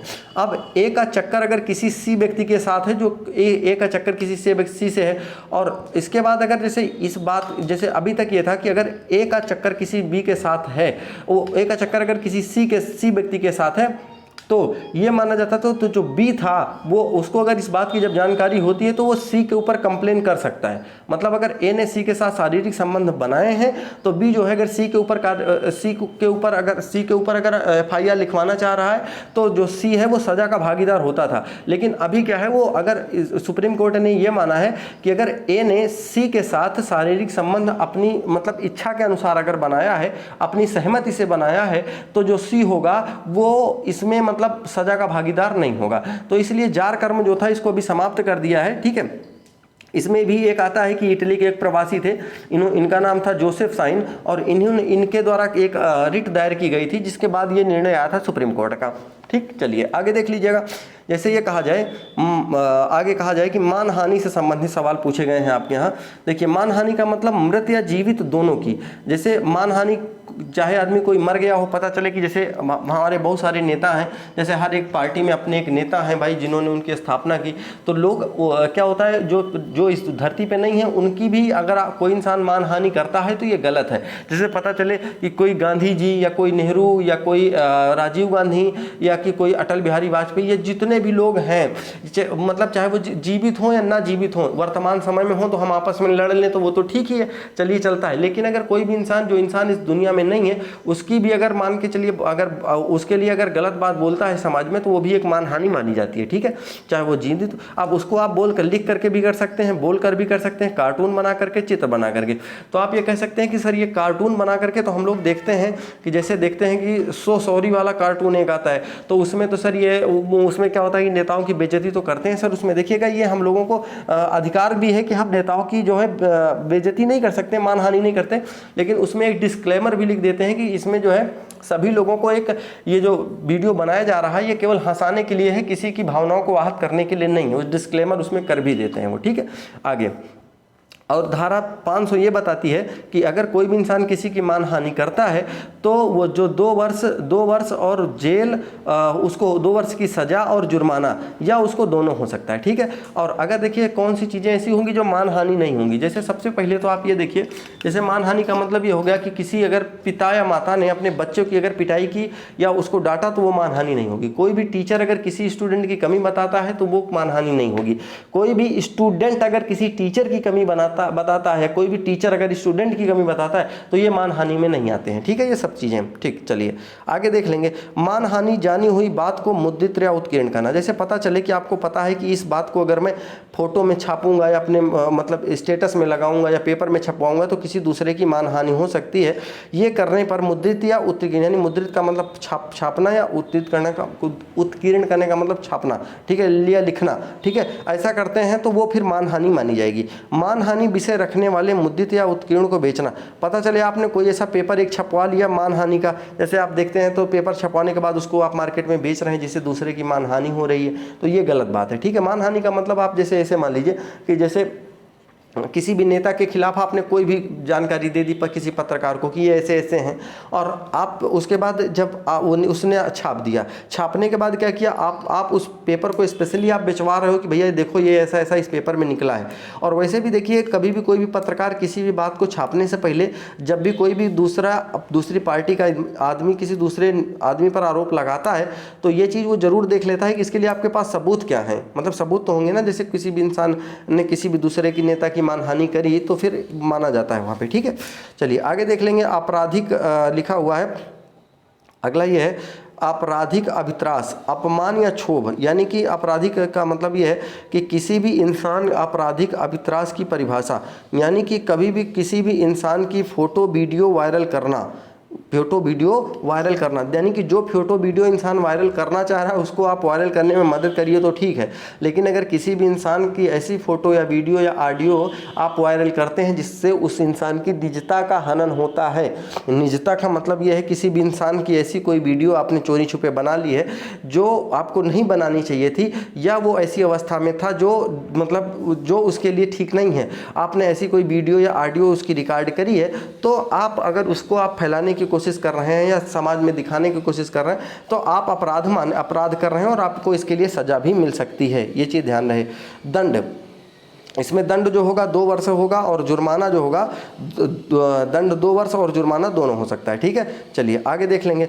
ऐसे शब्द जो अनादर करें, जैसे स्त्री या पुरुष, जैसे अश्लील शब्द जो किसी का भी अनादर करें, चाहे स्त्री हो या पुरुष हो, चाहे अश्लील काल के माध्यम से या अश्लील शब्दों के माध्यम से, तब इंसान जो होगा वो दोषी माना जाएगा उसके तहत, ठीक है। चलिए, मत व्यक्ति द्वारा लोक स्थान में औचार, यानी मत व्यक्ति का मतलब यह है कि कोई भी इंसान, मत का मतलब आप में से समझ लीजिए कि वो किसी भी नशे वगैरह में अगर चूर है और उसके बाद वो लोग स्थान में औचार करता है, यानी कि चिल्लाता है या किसी के बारे में बात गलत कहता है, तब भी वो ये माना। जैसे कुछ लोग होते हैं ना, कहें भैया ये दारू पी लिए हैं या शराब पी लिए हैं, ऐसा कर लिए हैं, और उसके बाद किसी के बारे में गाली दे रहे हैं समाज में, तो वो भी वो माना जाएगा कि भले ही नशे में है लेकिन वो औचार कर रहे हैं, यानी कि वो गलत कर रहे हैं, माना जाएगा कि इन्होंने ये अपराध किए हैं, ठीक है। उसके बाद धारा 351 ये कहती है, अध्याय 23 है और ये सबसे छोटा अध्याय भी है, ठीक है, करने के अपराध के प्रयत्न, अगर कोई भी इंसान अपराध करने का केवल प्रयत्न करता है तब भी वो दोषी माना जाता है। पता चले आपने किसी के जेब में आपने हाथ डाल दी, पता चले आपका उद्देश्य ये था कि इसमें पैसे होंगे और पैसे नहीं निकले, अब पैसे नहीं हुए तो तब भी आप दोषी माने जाएंगे। पैसे आप चुरा पाए होंगे, आप घर के किसी के घर में कूद गए कि इनके घर में आज पैसा होगा, इतना पैसा लेकर के आएंगे, आप वहाँ गए, घर में चोरी किए, वहाँ नहीं मिला, नहीं मिलने के बाद क्या हुआ कि बाद में पता चल गया कि आप चोरी करने की कोशिश किए हैं या किए हैं, तब भी अपराध माना जाएगा वो, ठीक है। चलिए ठीक है, तो हम आशा करते हैं कि आपको ये वीडियो जो है आपको पसंद आई होगी। और दूसरी बात ये है कि हम आपको इसका जो PDF है, इस PDF का लिंक आपको हम डिस्क्रिप्शन में प्रोवाइड करवा देते हैं और वहाँ से आप डाउनलोड कर लीजिएगा। और इसके बाद जो है बाकी आपका अगला वाला वीडियो आपको इसी चैनल पर आपको दोबारा से फिर से प्रोवाइड में करवा दूँगा, ठीक है। चलिए ठीक है, ओके, थैंक यू वीडियो देखने के लिए, शुक्रिया।